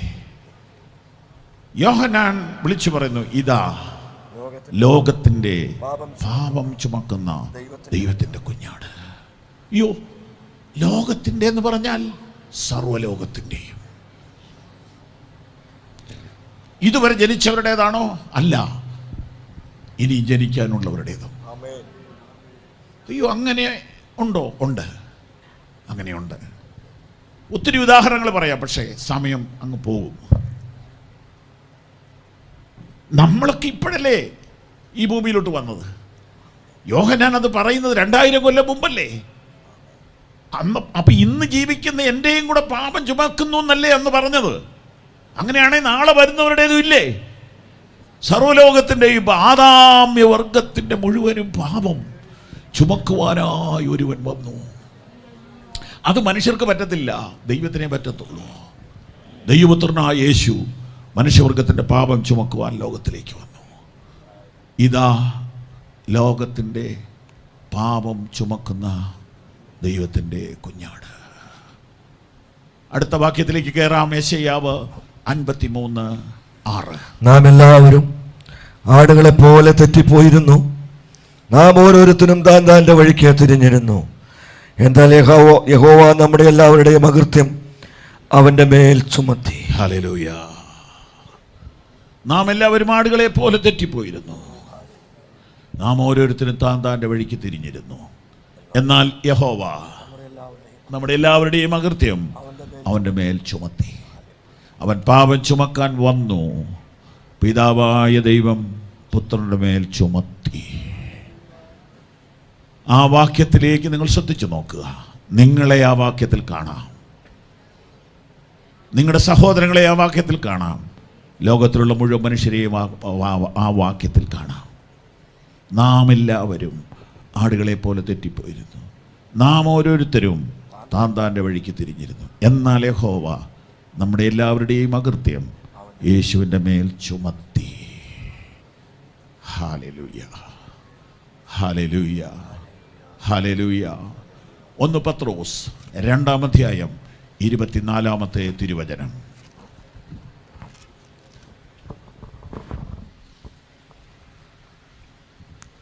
നാം പാപം സംബന്ധിച്ച് മരിച്ച് നീതിക്ക് ജീവിക്കേണ്ടതിന് അവൻ തന്റെ ശരീരത്തിൽ നമ്മുടെ പാപങ്ങളെ ചുമന്നുകൊണ്ട് ക്രൂശിന്മേൽ കയറി. ഹല്ലേലൂയ. അവന്റെ അടിപ്പിണരുകളാൽ നിങ്ങൾക്ക് സൗഖ്യം ഈ വന്നിരിക്കുന്നു. വചനത്തിൻ്റെ ആ റൂട്ട് കണ്ടോ? അവനത് ചുമന്നുകൊണ്ട് ക്രൂശിന്മേൽ കയറി. അവൻ പാപം ചുമക്കാൻ വന്നു, പിതാവായ ദൈവം പാപം അവൻ്റെ മേൽ ചുമത്തി, അവനത് ചുമന്നുകൊണ്ട് ക്രൂശിന്മേൽ കയറി. യെശയ്യാ പ്രവചനം 53:10 കൂടെ വായിക്കാമോ? 53:10. എന്നാൽ അവനെ തകർത്തു കളയുവാൻ യഹോവയ്ക്ക് ഇഷ്ടം തോന്നി, അവൻ അവന് കഷ്ടം വരുത്തി, അവന്റെ പ്രാണൻ ഒരകൃത്യയാഗമായി തീർന്നിട്ട് മതി. അവൻ്റെ പ്രാണൻ ഒരു യാഗമായി. അവൻ പാപം പരിഹരിക്കാൻ ജനിച്ചു, അവൻ പാപം ചുമക്കാൻ വന്നു, അവൻ പാപം ചുമന്നു ക്രൂശിന്മേൽ കയറി, അവൻ യാഗമായി തീർന്നു. അവനെ തകർത്ത് കളവാൻ യഹോവയ്ക്ക് ഇഷ്ടം തോന്നി, അവൻ അവന് കഷ്ടം വരുത്തി, അവൻ്റെ പ്രാണൻ ഒരു അകൃത്യയാഗമായി തീർന്നു. ഹല്ലേലൂയ, ഹല്ലേലൂയ, ഹല്ലേലൂയ. ഇന്ന് രാത്രി ഞങ്ങൾ ഒരുമിച്ച് ഈ ദേശത്തോട് പറയുന്നു, ഈ വചനം കേൾക്കുന്ന എല്ലാ മനുഷ്യരും കേൾക്കത്തക്കോണം പറയുന്നു, മാനവ കുടുംബത്തിൻ്റെ മുഴുവനും പാപത്തിൻ്റെ പരിഹാരത്തിന് വേണ്ടിയാണ് ദൈവപുത്രൻ ലോകത്തിലേക്ക് വന്നത്. അവൻ്റെ മേൽ സകലരുടെയും പാപം ചുമത്തി, നിന്റെ പാപവും ചുമത്തി. ദൂരെ നിന്ന് കേൾക്കുന്ന സഹോദര, നിന്റെ പാപവും ചുമത്തി. അവനത് ചുമന്നുകൊണ്ടാണ് ക്രൂശിന്മേൽ കയറിയത്. അവനെ തകർത്ത് കളവാൻ യഹോവയ്ക്ക് ഇഷ്ടം തോന്നി. അവൻ്റെ പ്രാണനൊരു അകൃത്യയാഗമായി തീർന്നിരിക്കുന്നു. ഇന്ന് രാത്രി ഒരാളത് വിശ്വാസത്താൽ സ്വീകരിക്കുകയാണെങ്കിൽ അവന് നിത്യജീവൻ പ്രാപിക്കാം, അവന് പാപമോചനം പ്രാപിക്കാം. ഇതാണ് സുവിശേഷം, ഇതാണ് സുവിശേഷം. ഇന്ന് രാത്രിയിൽ വിശ്വാസത്താൽ ഈ രക്ഷ പ്രാപിക്കാൻ, വിശ്വാസത്താൽ ഈ പാപമോചനം പ്രാപിപ്പാൻ, വിശ്വാസത്താൽ നിത്യജീവൻ പ്രാപിക്കാൻ നിങ്ങളെ ഞങ്ങൾ കർത്താവിൻ്റെ നാമത്തിൽ നിർബന്ധിക്കുന്നു. ഞങ്ങൾ നിങ്ങളെ നിർബന്ധിക്കുന്നു.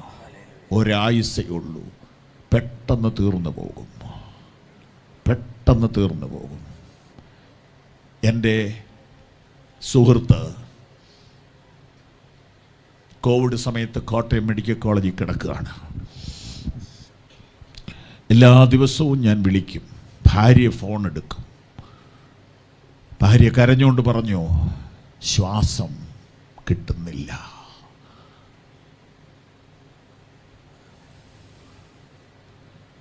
ഞാൻ എല്ലാ ദിവസവും ഫോണിൽ കൂടെ പ്രാർത്ഥിക്കും.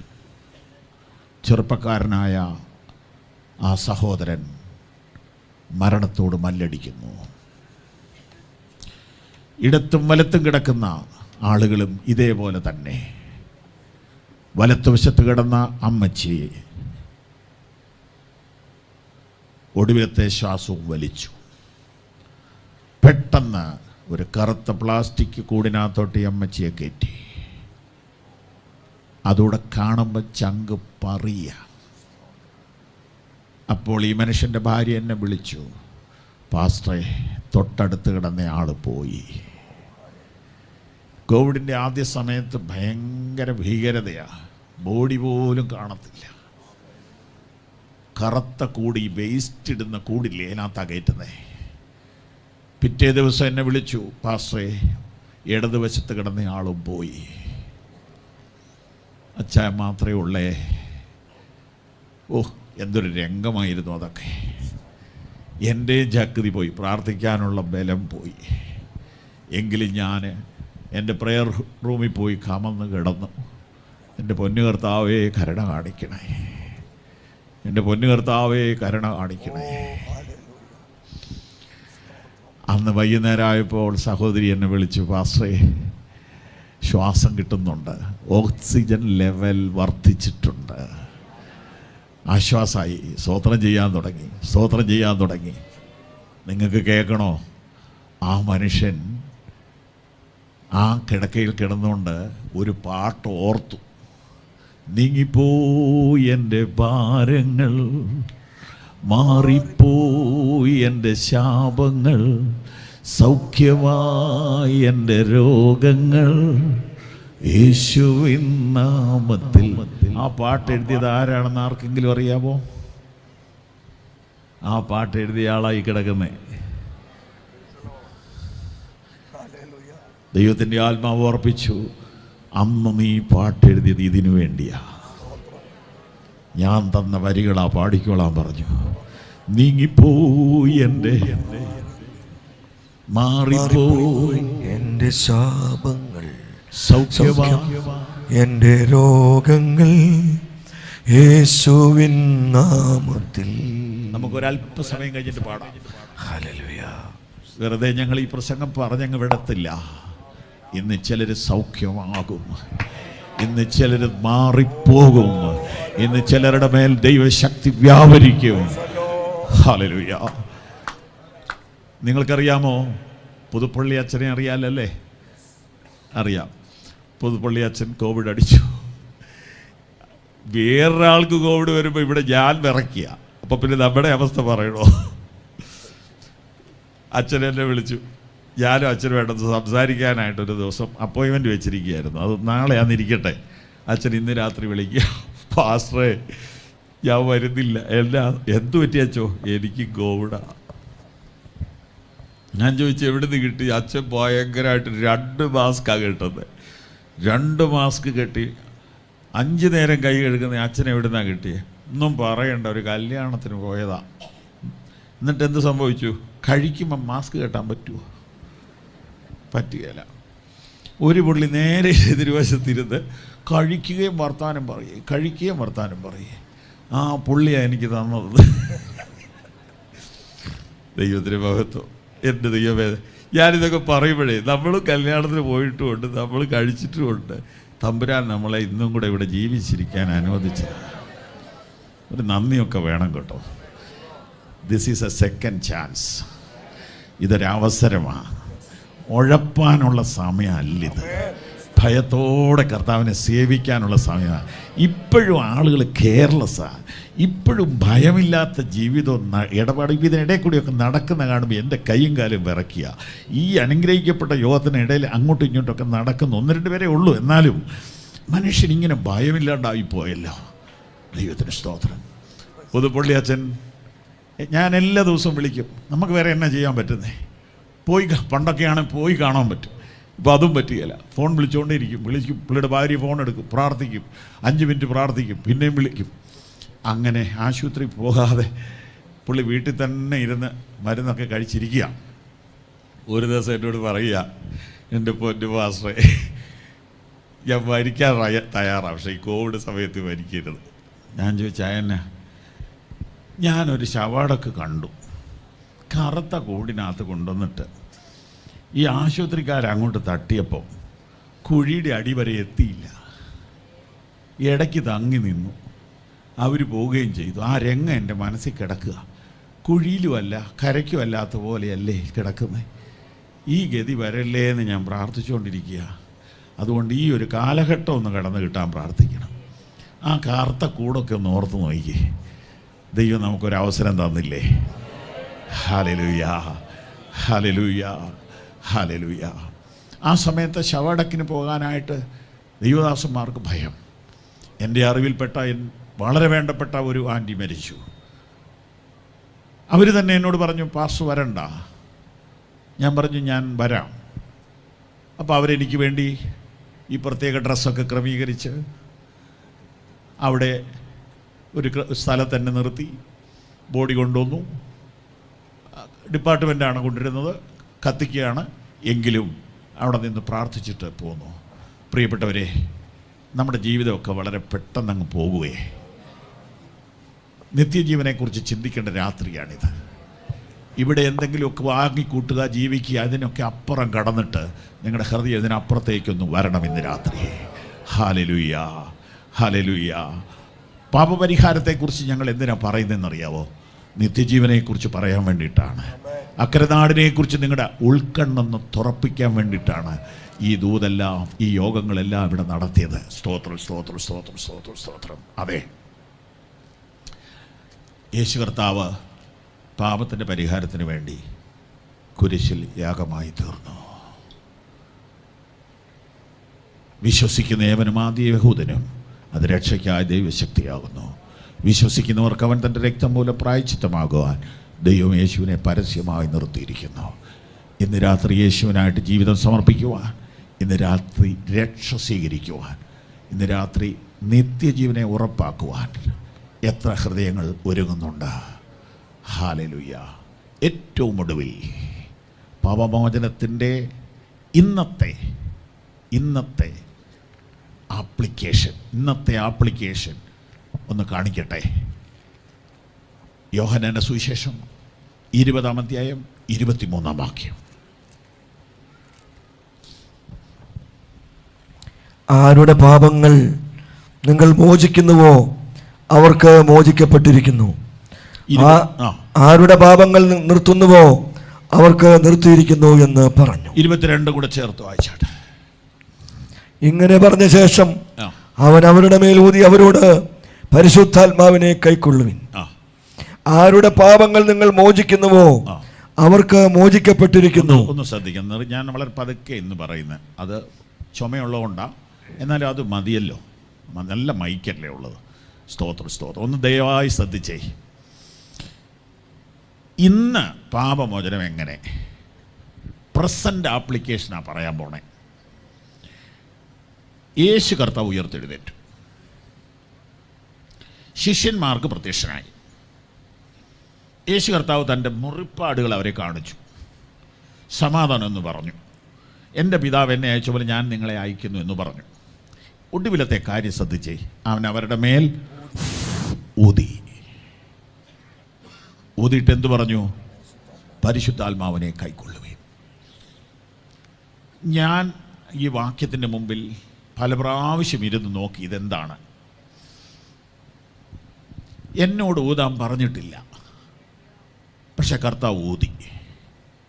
പരിശുദ്ധാത്മാവിനെ സ്വീകരിക്കുവീൻ എന്ന് പറഞ്ഞു. കർത്താവ് ഊതിയപ്പോൾ എന്തെങ്കിലും അവർക്ക് കിട്ടാതിരിക്കുമോ? എന്താ കിട്ടിയത് അറിഞ്ഞുകൂടാ. ഒരു പേജ് ഒന്നും മറിച്ചേ. അപ്പോസ്തല പ്രവൃത്തി 1:4 ഒറ്റ പേജ് മറിക്കുമ്പം കിട്ടും, വായിച്ചേ.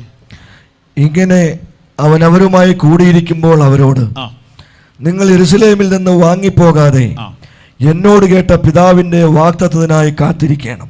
നിങ്ങൾ കാത്തിരിക്കണം. അപ്പോൾ ഊതിയെങ്കിലും പ്രാപിച്ചിട്ടില്ല. പക്ഷെ ഞാൻ ഇങ്ങനെ മനസ്സിലാക്കുന്നു, പ്രാപിക്കാനുള്ള ഒരു വാഞ്ച കിട്ടി, ഒരു അഡ്വാൻസ് ആയിരുന്നത്, ഒരു ഒരുക്കമായിരുന്നത്. അടുത്ത വാക്യം.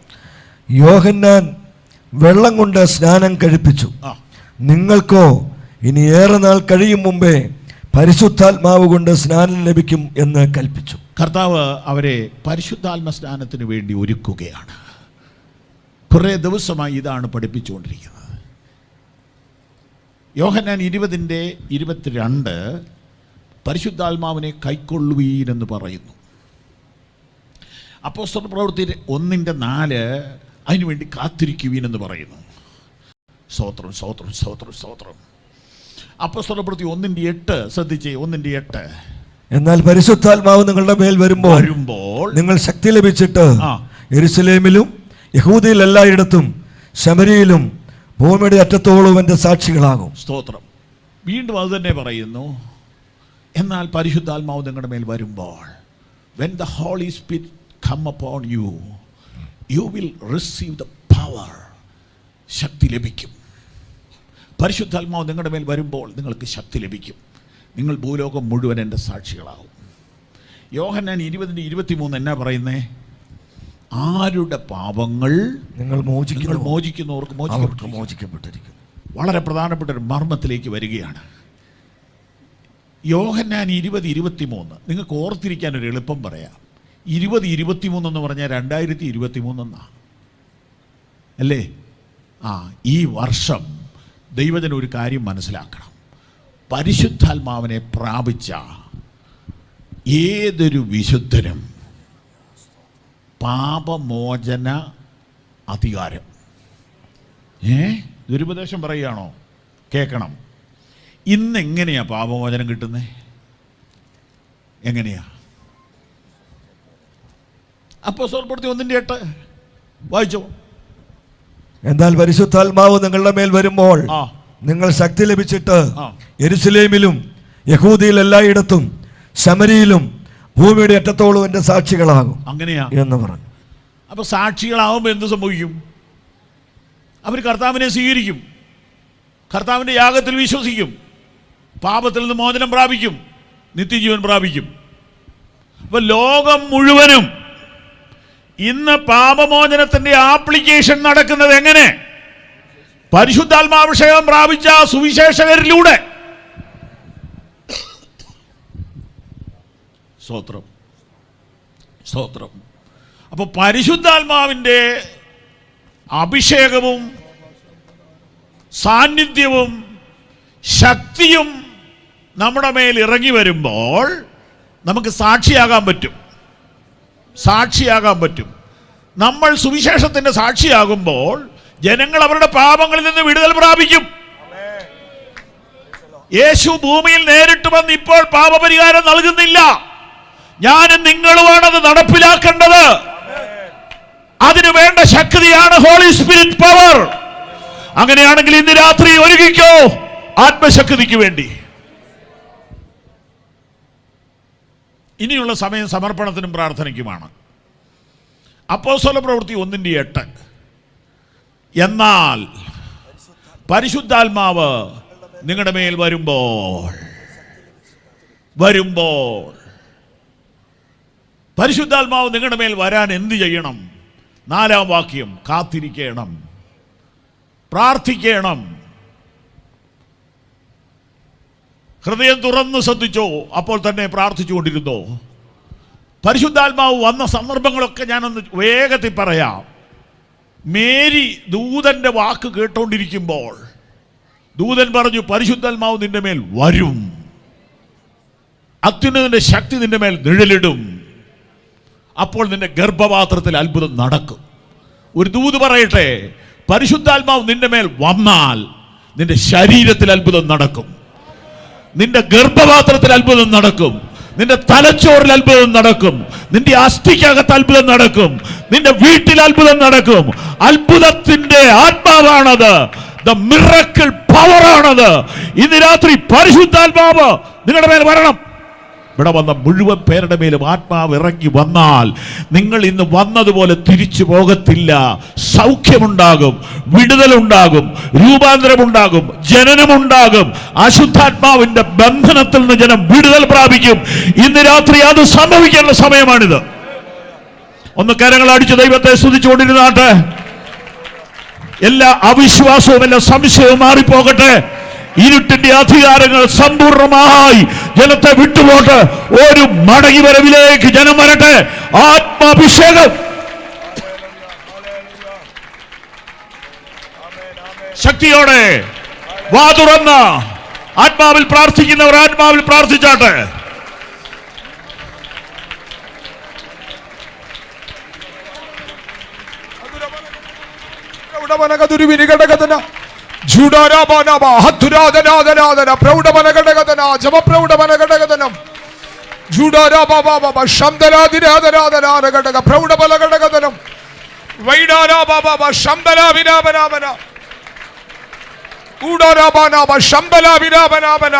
പരിശുദ്ധാത്മാവ് നിന്റെ മേൽ വരും, അത്യുന്നത ശക്തി നിന്റെ മേൽ നിഴലിടും, അപ്പോൾ നിന്റെ ശരീരത്തിനകത്ത് അത്ഭുതം നടക്കും. ഞാൻ ആവർത്തിച്ചു പറയുന്നു, പരിശുദ്ധാത്മാവ് നിന്റെ മേൽ വരും, അത്യുന്നത ശക്തി നിന്റെ മേൽ നിഴലിടും, അപ്പോൾ അത്ഭുതം നടക്കും. മയക്കുമരുന്നിന്റെ പിടിയിൽ നിന്ന് നിന്റെ സന്തതി വിടുതൽ പ്രാപിക്കും. അന്ധകാര ബന്ധനങ്ങളിൽ നിന്ന് നിന്റെ തലമുറ വിടുതൽ പ്രാപിക്കും. ആവിചാരത്തിന്റെ കെട്ടിൽ നിന്ന് നിന്റെ തലമുറ വിടുതൽ പ്രാപിക്കും. പൈശാചിക കോട്ടകളിൽ നിന്ന് നിന്റെ തലമുറ പുറത്തു വരും. വൈഡപ്രൗഢമന ഹത്തുൽ പ്രൗഢി മിനിഘടകദന ശമാനവശ പ്രൗഢബലഘടകദന ദിനപ്രൗഢബലഘടകദന ഓ രാബാബാബ ശംധനാദിരാധനാദക പ്രൗഢി ആത്മാവിൽ ആരാധിക്കട്ടെ. മുതൽ വരെ ദൈവശക്തി ഇന്ന് രാത്രി പന്തലിൽ വ്യാപരിക്കുന്നു. ഉടരബാന ഹത്തുരാധനാദന പ്രൗഢബലഘടകമന വേദപ്രൗഢമന ഹത്തുൽ പ്രൗഢി മിനിഘടകമന ജൂഡാരാബാബാബ ശംധനാഭിരാമനാരഘടകശ്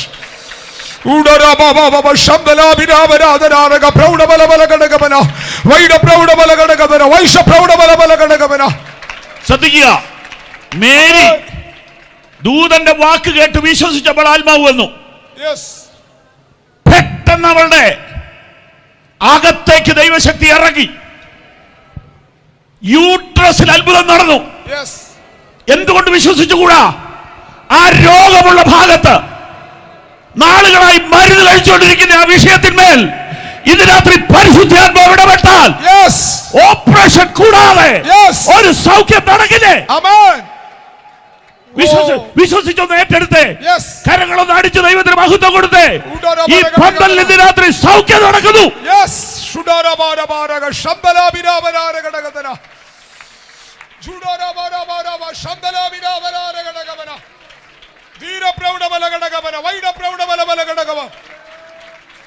തലമുറകളില്ലാതെ ഭാരപ്പെടുന്നവർ ഈ വചനം വിശ്വസിക്കാൻ ദൈവത്തിന്റെ ഉദരത്തിൽ ഇന്ന് രാത്രി അത്ഭുതം ചെയ്യും. ഓടാരാബ ഹത്തുൽ കടക ജവനാരഗത പ്രൗഢാപനവ ശവനാരഗതം വേദ പ്രൗഢ രമനകരഗതി പ്രൗഢബലഗതം. ഓപ്പറേഷൻ വേണമെന്ന് ഡേറ്റ് നിശ്ചയിച്ചത് മാറിപ്പോയി. ആത്മശക്തി വന്നപ്പോൾ ഇന്ന് രാത്രി ഏൽപ്പിച്ചു കൊടുക്ക. ശരീരങ്ങളിൽ അത്ഭുതങ്ങൾ ചെയ്യും. ജഗന രഗശസ്കനാദിരാധന പ്രൗഢവന ഹത്തുൽ പ്രൗഢവന അടഗതിരി വിതര പ്രൗഢവന ഹംദൽ പ്രൗഢവന ഹക്ഷസ്കനാദിരാധന വൈഡ പ്രൗഢവന ഹതുരി വിനികടകതന വൈഡ പ്രൗഢവന ഘടകവന ഷസ്കനാവിരാപരാപര വൈഡ പ്രൗഢവന ഘടകതനം. വീണ്ടും പരിശുദ്ധാത്മാവ് വന്ന സ്ഥലം പറയാം. കൊർന്നല്യോസിന്റെ വീട്ടിൽ പത്രോസ് വചനം പറഞ്ഞുകൊണ്ടിരിക്കുമ്പോൾ കേട്ടവരുടെ മേൽ ആത്മാവ് വന്നു. ഇവിടെ വചനം പറഞ്ഞുകൊണ്ടിരിക്കുക. ആത്മാവ് ഇന്ന് രാത്രി ഈ പന്തലിൽ വരുന്നുണ്ട്. പ്രാപിക്കാൻ ഒരുങ്ങിയിരിക്കുന്നവരുടെ മേൽ ഇറങ്ങി വരും. സ്വീകരിച്ചോ? വാ തുറന്ന് ഹൃദയം തുറന്ന് ആത്മാവിനെ സ്വീകരിച്ചോ? കൊർന്നല്യോസിന്റെ വീട്ടിൽ വചനം പറഞ്ഞുകൊണ്ടിരുന്നപ്പോൾ ആത്മാവ് വന്നു. പ്രാപിക്കണം. ഇന്ന് രാത്രി ഇവിടുന്ന് പോകരുത്, വെറുതെ പോകരുത്. ആത്മശക്തി അനുഭവിച്ചറിയണം. മൂന്നാമത്, ജയിലിൽ കിടക്കുമ്പോൾ പൗലോസും ശീലാസും പ്രാർത്ഥിച്ചു, പാടി, സ്തുതിച്ചു. ആത്മശക്തി ഇറങ്ങി വന്നു. ഇരുമ്പ് ചങ്ങല മുറിഞ്ഞു, ഇരുമ്പ് ഗേറ്റുകൾ തുറന്നു. അങ്ങനെയാണെങ്കിൽ പാടിയാൽ പാട്ടുപാടുന്നതിനിടയിലും ആത്മശക്തി ഇറങ്ങി വരും. ഇവിടെ വചനം വിട്ടുള്ള ഒരു പരിപാടിയില്ല. കൃത്യമായ ദൈവവചനമാണ് പറയുന്നത്. ഇന്ന് രാത്രി പാട്ടുപാടാൻ വിശ്വാസത്തോടെ വാ തുറന്നാൽ അവിടെയും ഒരു ആത്മശക്തിയുടെ പ്രദർശനം കാണാൻ പറ്റും. ഈ സമാപന രാത്രിയിൽ വിലങ്ങന്നൂരിനെ മൊത്തം സ്വാധീനിക്കുന്ന, തൃശ്ശൂരിനെ മൊത്തം സ്വാധീനിക്കുന്ന ദൈവശക്തിയുടെ ഒരു പ്രവാഹം. ദൈവത്തെ സ്തുതിച്ചു തുടങ്ങിയാട്ടെ, ദൈവത്തെ സ്തുതിച്ചു തുടങ്ങിയാട്ടെ. അവിശ്വാസം മാറട്ടെ, വാ തുറക്കട്ടെ.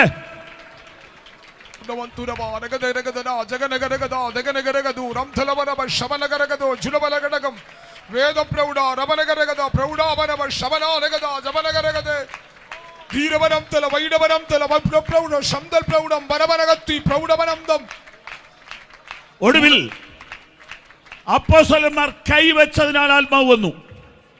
ഞങ്ങൾ കൈവെക്കാൻ തയ്യാറാ. എനിക്കൊരു ആത്മശക്തിയുടെ അനുഭവം വേണം, എനിക്കൊരു പുതുക്കം പ്രാപിക്കണം, ഉണങ്ങിയ അവസ്ഥയ്ക്കൊരു മാറ്റം വരണം, എനിക്കൊരു സൗഖ്യം വേണം എന്ന് ആഗ്രഹിക്കുന്നവർക്ക് വേണ്ടി കൈവച്ച് പ്രാർത്ഥിക്കാൻ അവൻ്റെ ദാസന്മാരായ ഞങ്ങൾ ഇവിടെ റെഡിയാ. വചനം കേട്ടുകൊണ്ടിരിക്കുമ്പോൾ ആത്മാവ് വരും, പ്രാർത്ഥിച്ചുകൊണ്ടിരിക്കുമ്പോൾ ആത്മാവ് വരും, പാട്ട് പാടിക്കൊണ്ടിരിക്കുമ്പോൾ ആത്മാവ് വരും, അഭിഷക്തന്മാർ കൈവയ്ക്കുമ്പോൾ ആത്മാവ് വരും. അങ്ങനെ വന്നു കഴിയുമ്പോൾ നിങ്ങൾ സാക്ഷികളാകും.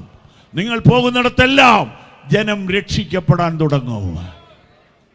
നീങ്ങിപ്പോയി എൻ്റെ ഭാരങ്ങൾ. ആ പാട്ട് കൊയർ നമുക്ക് വേണ്ടി പാടാൻ പോവുകയാണ്. നമുക്ക് ദൈവത്തിൽ എഴുന്നേറ്റ്